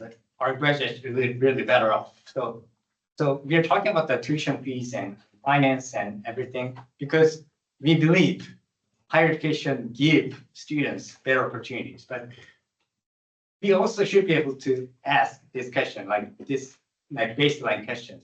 Really, graduates are better off than non-graduates. I think in my case of China, I think it's pretty much like what Zhang has just described, because talk about how people are having trade-off between their earnings and other aspects of the job quality. And in my case, in China, I think students are having a trade-off of the market power, where they can find a job by their own in a real labor market, instead of having a more secured social position that gives them very stable life chance careers. And in the meanwhile, you may know that in China there's a huge higher education expansion. So the higher education finance and the tuition fees are also a huge problem in China. So I think on the one hand, of course, the students are having a better earning and probably a better welfare, perhaps. But still, the government should solve the problem of the financing issues, especially in a different economic environment nowadays. Hi, yeah, thank you everyone for your presentations. I have a question about following up on the social mobility and shift in recognizing the gap in credentialing into as far as entry into the skilled labor market. And we know that as it pertains to graduation rates, while we've seen expansion in higher education, and we're reaching more vulnerable communities or under-resourced communities, we're not necessarily seeing the same shift in as it pertains to skills acquisition and then access to the labor market. But especially as we see changes in the labor market and changes in hiring practices, it's already been established that there's a huge challenge in even getting to an interview at this point. And when we see things like AI coming onto the scene. We know there's some biases that are slowly and steadily, hopefully, being addressed, but we know that marginalized groups are being further marginalized by implementation of these kinds of practices and policies. And it's been established in some spheres that your network of influence, who you know, is some of the greatest ways to gain access to a position of employment. And so as it pertains to social mobility and access to these under-resourced communities, where do you think higher education can fill a gap in creating introduction to these networks that actually could convert to greater acquisition of higher paid positions?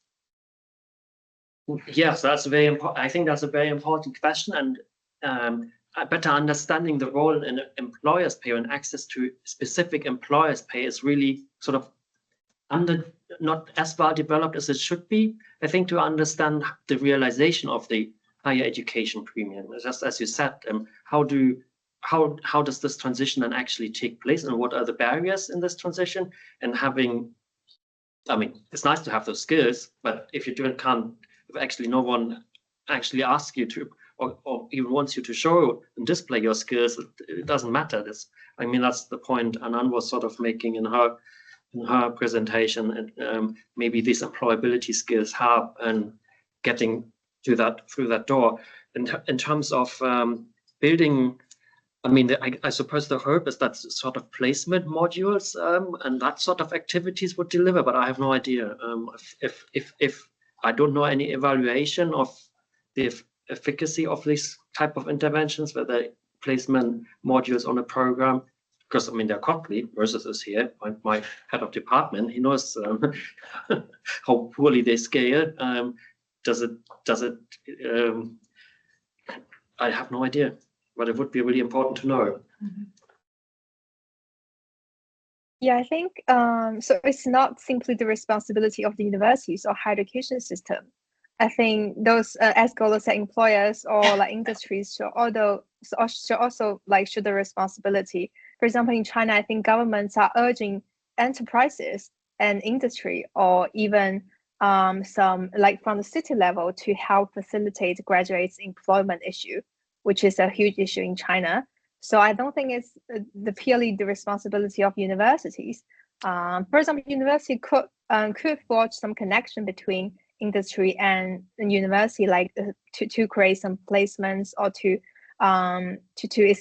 establish some connections for graduates to, for example, to have easier access and reach those employers, to know their opinions and to know what employers really want. And also, for example, universities could deliver some courses and lectures on what you said, some AI competence, and how to use that in the process of job hunting or in the process of looking for employment. But also, I think it needs efforts from different perspectives and stakeholders in the society. Yeah, that's my opinion. So it's not the direct answer for your question, but in terms of social mobility, we found that universities nowadays play a role as a glass floor instead of the social ladder, like preventing like richer students from slipping down the social hierarchy.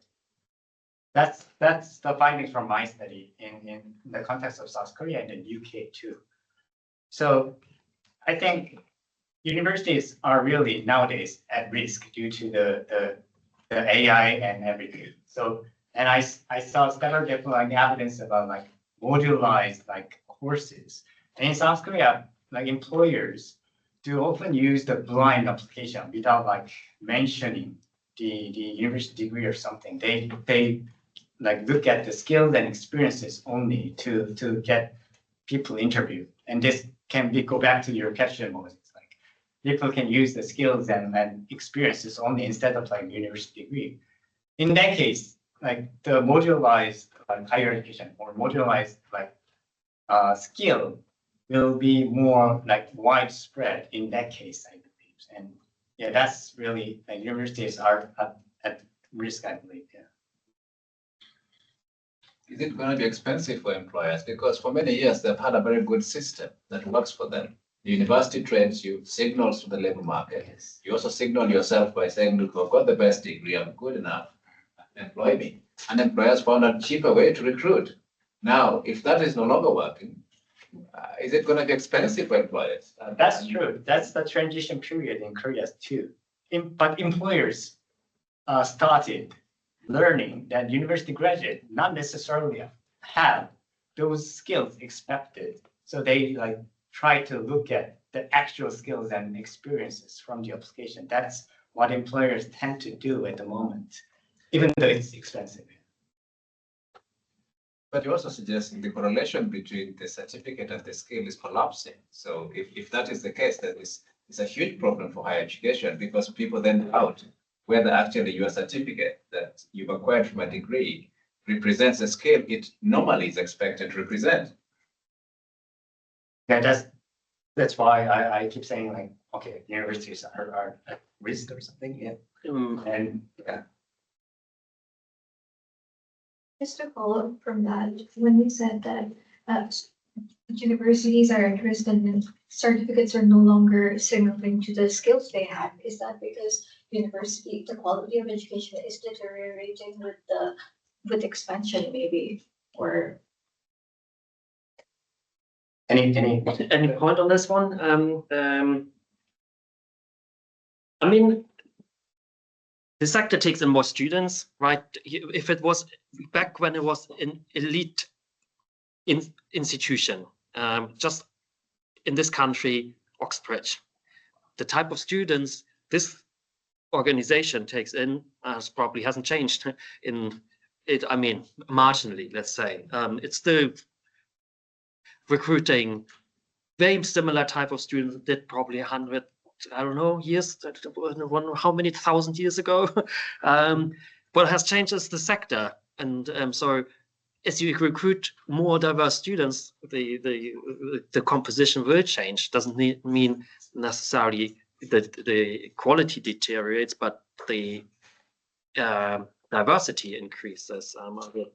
I would say I've measured. In my particular work, I just measured it with one dimension of skills. This literacy skills that came with the OECD database, and that's just one dimension. You can measure skills, and I've looked specifically at the difference between graduates and non-graduates. But my suspicion is that hasn't actually changed like that much. How good graduates are in terms of this particular skill set relative to non-graduates. What has changed is sort of the distribution. Non-graduates also change in their composition as more go to university, and I mean that's what the system has to handle if it reaches, you know, I mean, yeah, South Korean levels of participation. Yes, so I agree with your points, but the quality issue can be a reason. So let's say in the UK, the finance of the university is now a problem. So many universities hire teaching associate, part-time teaching associate, or fixed-term teaching associate, or undergrad teaching. So in that case, the teaching quality would be decreasing in that case. So it's also related to the quality of education at the university too. Lisa, do you want to have a last final word? Yes, thank you. I think the expansion of higher education is of course very important, but I think it's also important what we part of higher education expanding.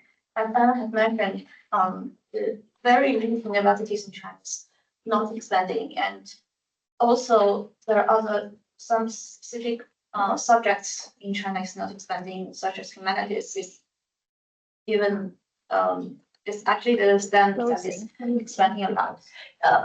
Yeah, and also in China there are some parts of China, some provinces, some regions are having a really high degree of expansion, in some parts not. So when we are talking about the quality of higher education, of course, the expansion of bringing about more diversity of students into higher education is probably some particular parts of higher education within it is really at risk instead of others. Anan, do you want to have some last words? I think we should wrap up. Yeah. Yeah, I think it's a really tricky issue and difficult question for all of us to think about on whether to keep higher education expansion continue and whether and how to bring certain benefits to graduates in the long-term perspective. So so that's our panel for today, and thank you very much for all of you to come in and for those join the online room to hear our panel and opinions. Thank you very much.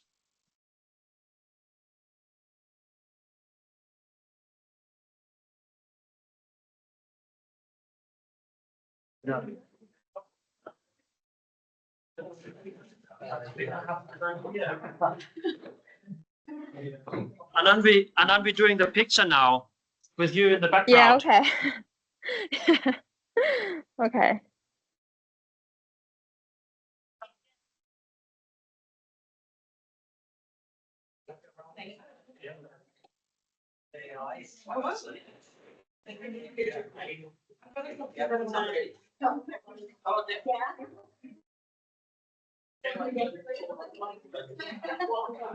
So you do some hands? I don't know.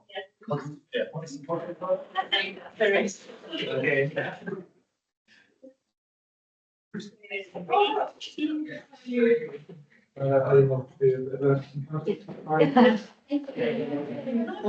Thank you. Thank you. Thank you, Anan. Thank you. So you're going to another room? Huh? You're going to different room. Okay. Buffet lunch? I hear you, Anan. It's too noisy. Okay. See you. See you. Take care. Bye-bye. Bye.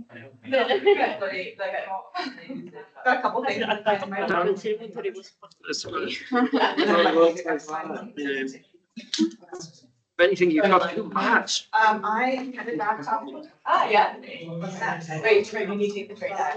I wish. Okay, I was like, so long. You actually can drive. Yeah, all your stuff, but you know. Which is phenomenal. As a game. Yeah. Yes, I've only done it once. The different return. But, no, I'm gonna take. I know, there's a lot.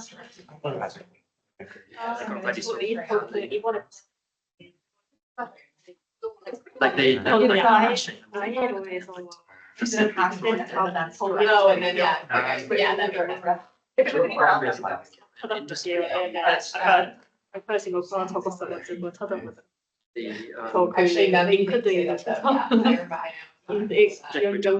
sort of. Ah, yes. Yep, so I actually. Industry sorting. They came in through. Project.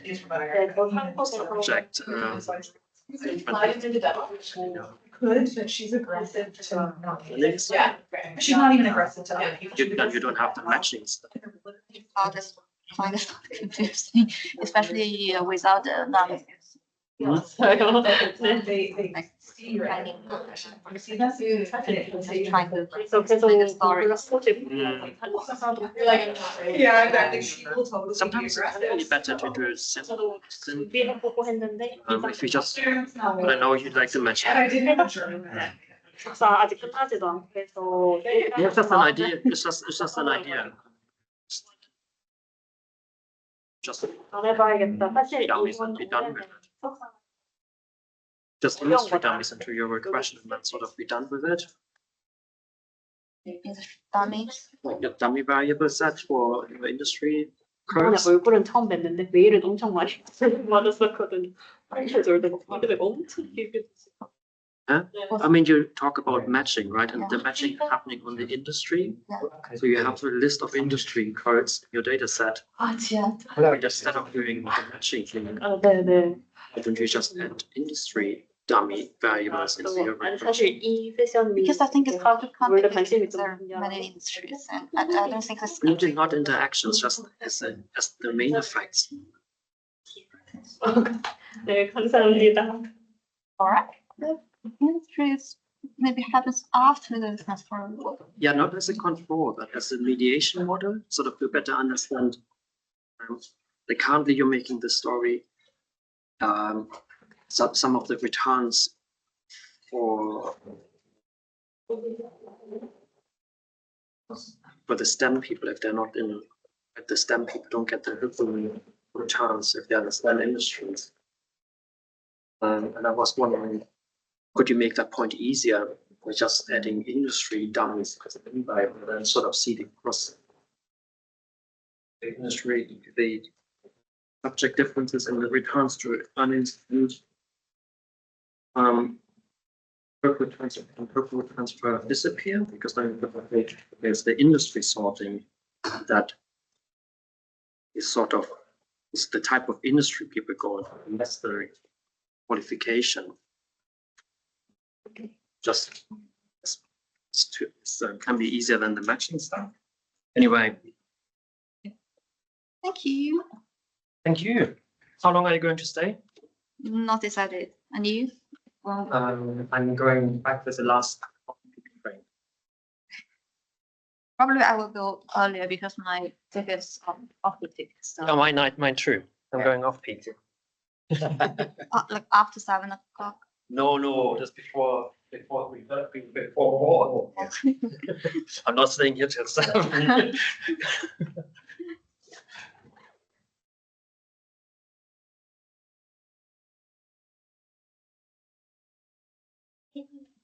Your presentation is so interesting. Yeah. Thank you. Yeah, you also have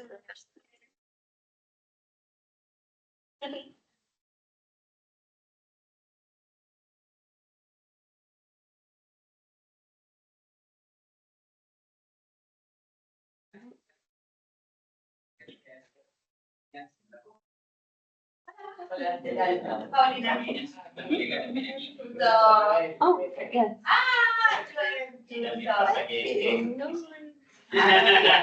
My pleasure.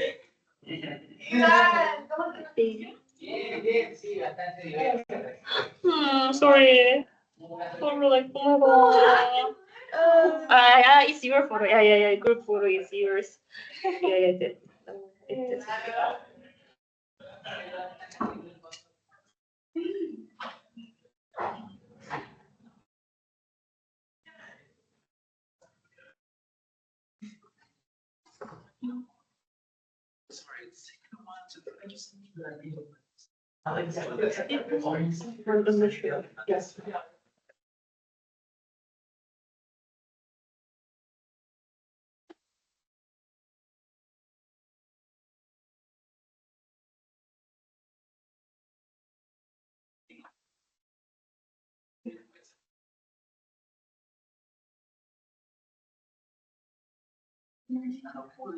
Just to say it right, like, I mean.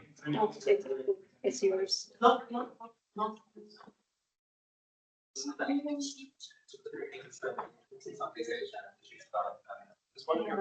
Something is okay, but something is. I think generally, yeah.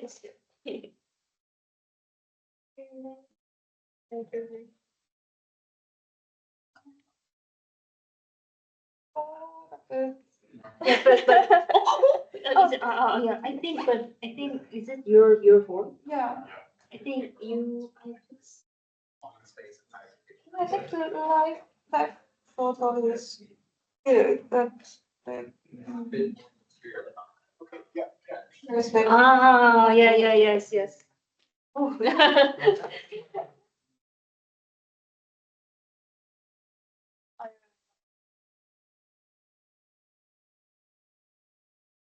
Train is 6:20 after 6, yeah, around 6. Sorry, like I think you're like very focused on the conference. I can't because to the conference I No way. I'm trying to like. Thank you for saying that.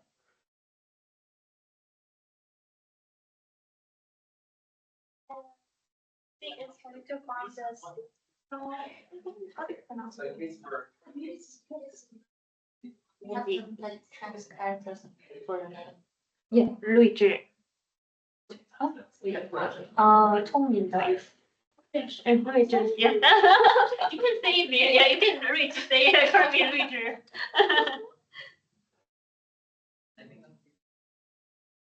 I feel that Golo, I saw Dr. Golo when you present info.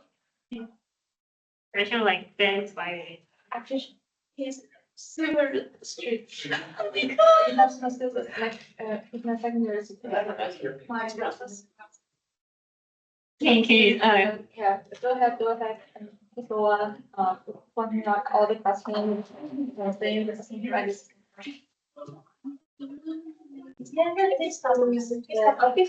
It's not in the group like this, is like very precise. Yeah. Everything.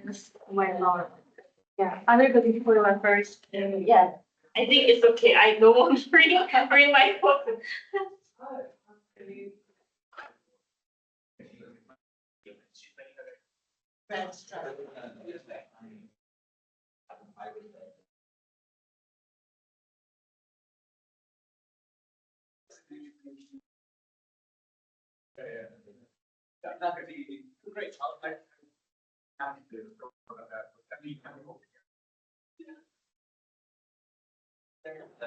I'll listen and, you know, if you were talking, and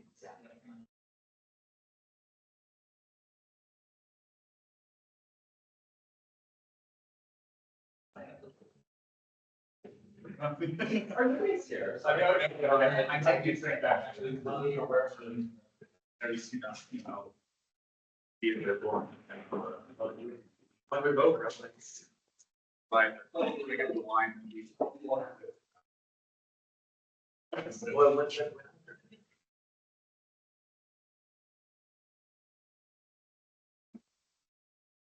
Yes, yes.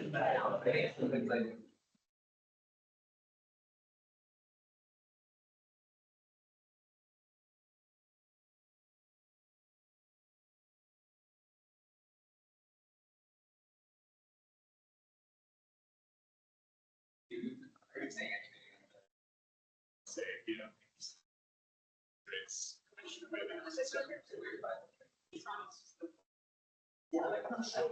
Because everyone else is. Yeah. Yes. I think so. But I do know, I mean, you've seen few people there, yes. But I think it's.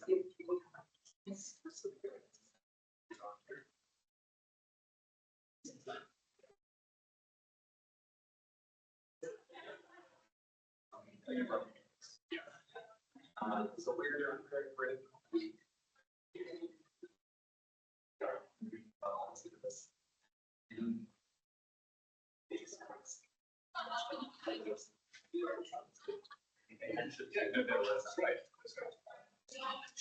one.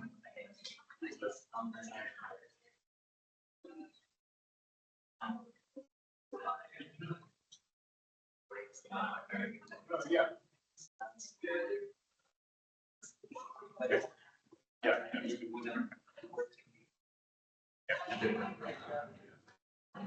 Yeah, but I still like her.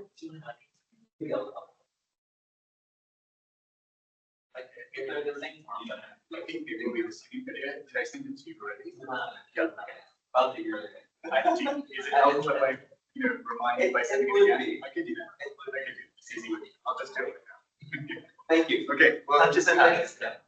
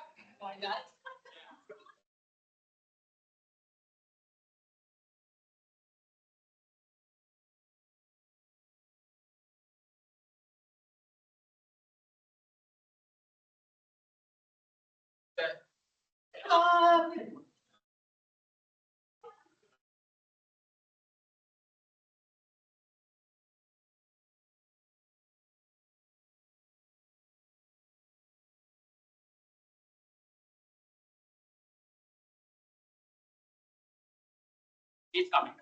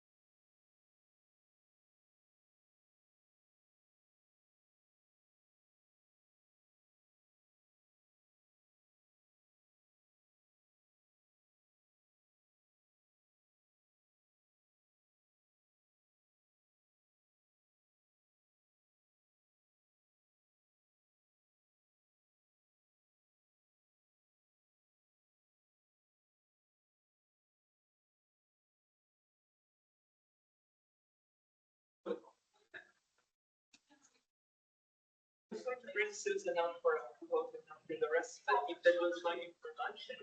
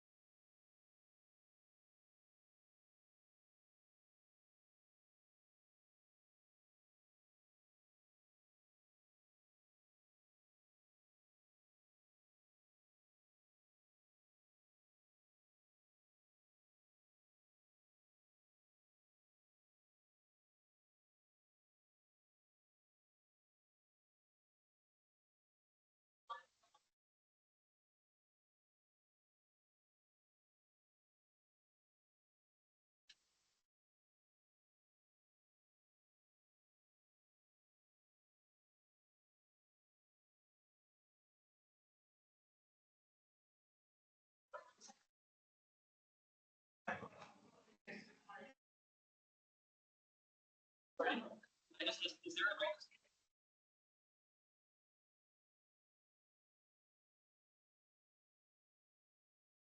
Seems to be a yes.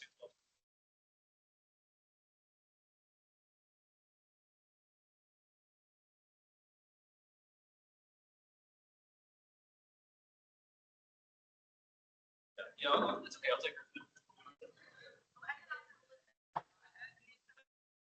So she's lost the.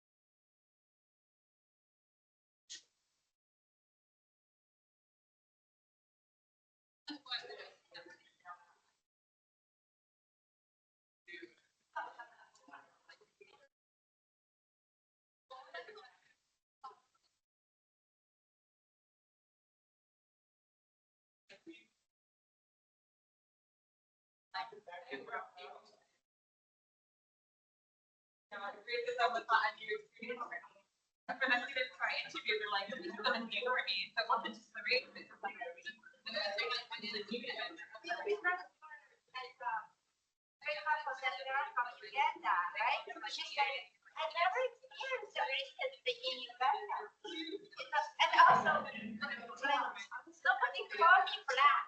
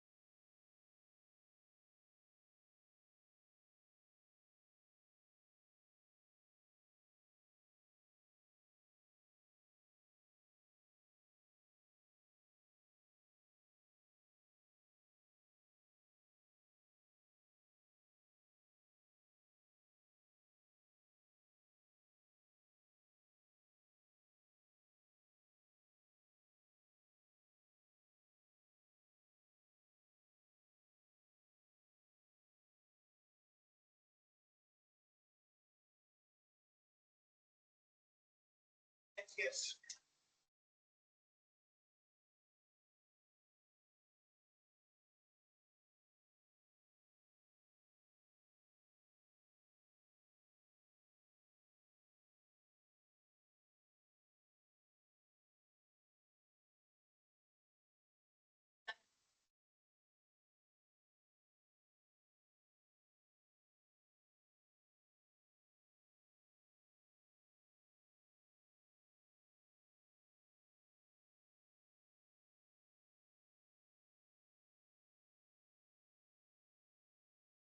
Don't stress. Okay. Okay. I'll stress.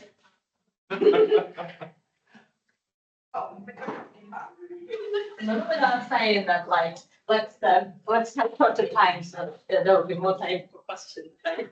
And then I could never manage to. Keep the methods in data. Yeah, yeah. Yeah. Let's just say.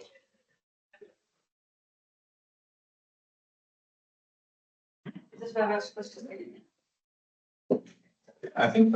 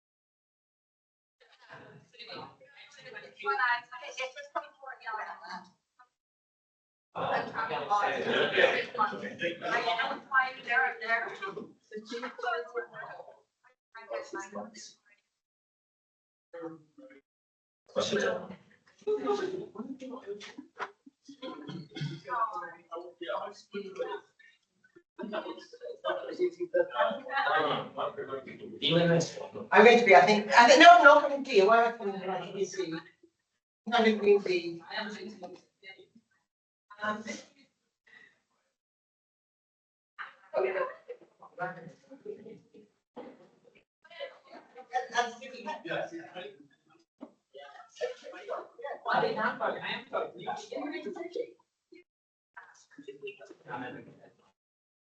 Right.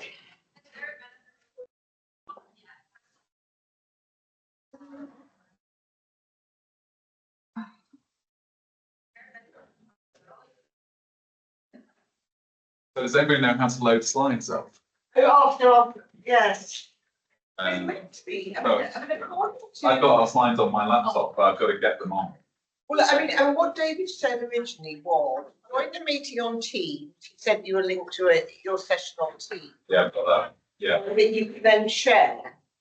But what, on sharing Teams? I mean, if you want to put up all the slides, it's fine as well. Yeah. Yeah, I can just. So we've got our single Yeah. deck, your revised version of it. Oh, So I'm just going to use the I version. mean, in theory, I mean, that was what David said. Yeah. I haven't done it myself. And obviously I made a mess of what happened earlier, but in theory, that's what you do. So So, if I go to the meeting link that they sent me. yeah, which I'll get online for a start. you're a Jerome, presumably. Well, for some reason, Jerome doesn't work for me. All right.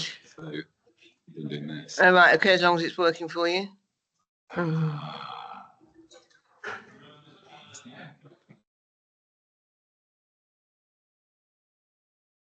There we are. What's that? There may be one where you can just. Oh no, that's just about this. I think the words too clever by half. Can I see if I can find one of those? Yeah, that'd be really helpful. People. Thanks, Helen. Oh, Hi. So we've got some slides we want to load up. What's the best way to do that?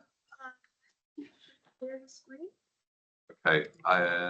So just let me check I'm online. Oh yeah, I am. So I need to share my screen. What? So if I open up the slides? No, I need to join the link that you sent. How you doing? Good. Good.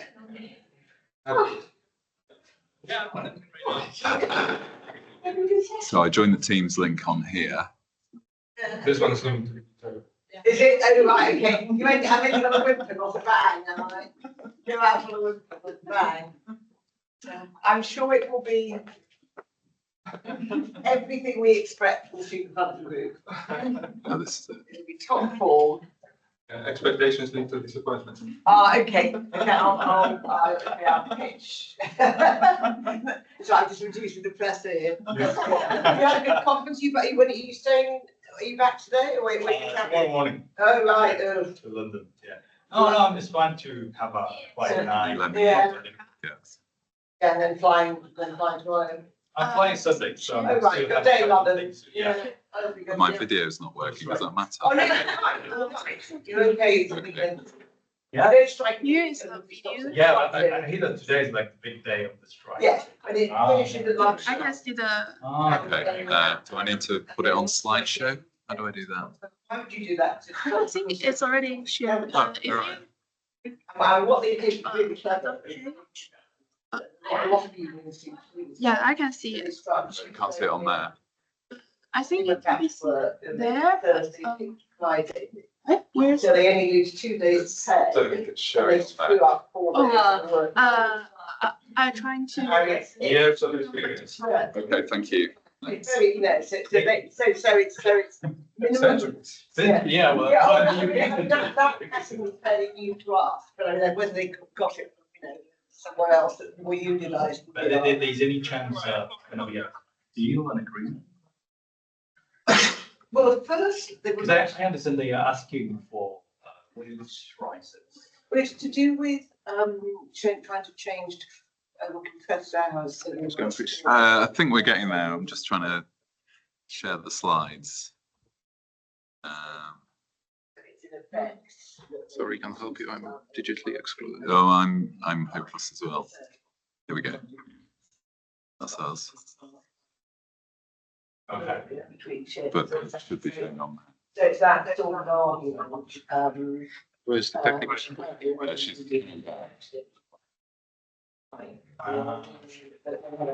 That's complicated. Great networking. Yeah.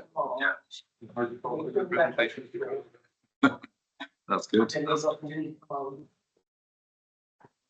But we keep it big finally. Oh, right. Yeah. Last time. You know, Matt. I mean, I knew the. Yeah. Every time I was visiting. Yeah. I ended up.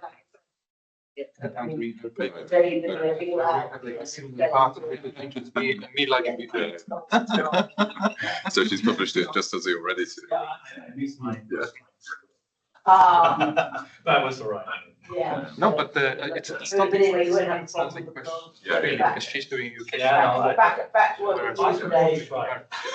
Yeah, back to work at noon today and then at the ball over the weekend. Okay, so. So this afternoon. Who came in mind with this? Okay, thanks. Yeah, probably. Your idea. Sorry. Is it your Yeah, I mega? mean, Wednesday morning. Chaos. I can't remember actually. I think it was a conversation with Conversation with Ariane about. I mean, partly I was conscious of the difficulty of Mrs. being delivered. Okay, thanks. Thank you. One less thing to build in. Yeah. Yeah, because you want to get to the airport in good time or something. Yeah. Yeah, it's very hard. So there's a lot of extra. So I think I maybe came up with this. I think we've got it on there, but we haven't got it on there. Yeah, we need to open that, but I don't know how to do it. So we're waiting for some. I had to check the definition. Sticky. Yeah. Right. Okay. Do you think we can come up with another metaphor? I think it's an excellent metaphor. Yeah, I like the. Substance resisting. Yeah. Surface. Perfect. Yeah. Perhaps I should say that at the start. I may well say that at the start.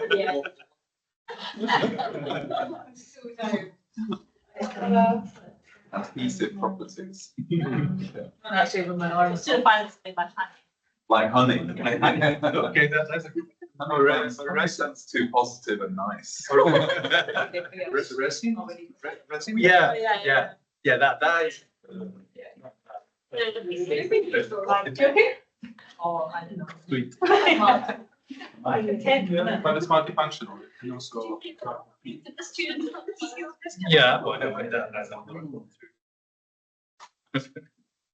You turned it on. You joined the room. Yeah, I joined this. Oh, Yeah, mine was quite. Oh, there's. Yeah, but it's kind of what that's the way. Thank you for grabbing me. Is that not? Yes. And this cannot be shown. So I think if we open that, Yes, the PowerPoint can show. Attachment. Yes. It starts moving. Yeah. And then share the page. That's what it is working. So now share. Yeah. Yeah, there was something like, It's already here. Yeah, well, let's unshare it. So, Yeah, it's already shared. it's not, no. basically companies make a ridiculous amount of student accommodation. There was something to do with, you know, So it wasn't shared.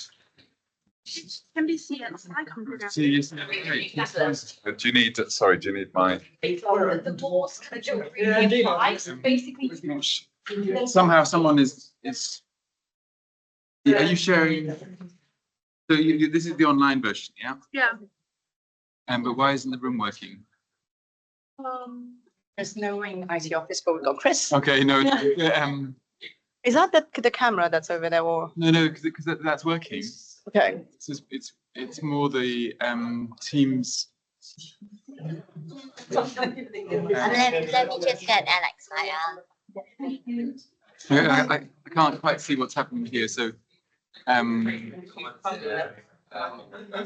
You want to try to shut off the. See the volume. I get like a really. Oh, I can. Yeah. No. I mean, it's. Shall I try to share on here then? You know, I just. Yeah, the same problem happened yesterday. With the Teams feed, isn't it? Yeah, but it might be this room as well, because it happened in this room as well. So like when Arian was here, the first 15 minutes were okay, then the PowerPoint. Yeah.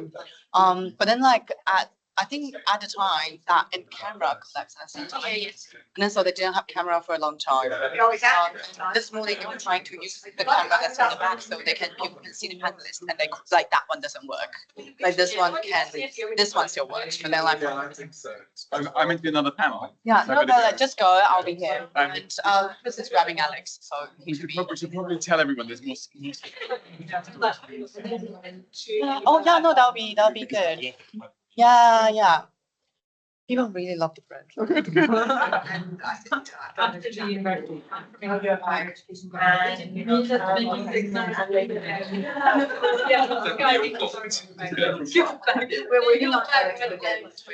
No, but it was. Okay. No. Yeah, no, like it was the. Yeah, it was a sharing of information. Yeah. Bye. Do you have expertise that can help with this? I think there was some cable we had plugged in. All right. No, actually not. David didn't want us to plug in any cables. That's right. Yeah. Well, I don't know. I don't have more expertise. Sorry. Your graduate outcomes expertise was really good. Oh, yeah, here's something. Really trying to shut everything on. My computer, yeah. And also the ever. Yeah. Can you? Yeah.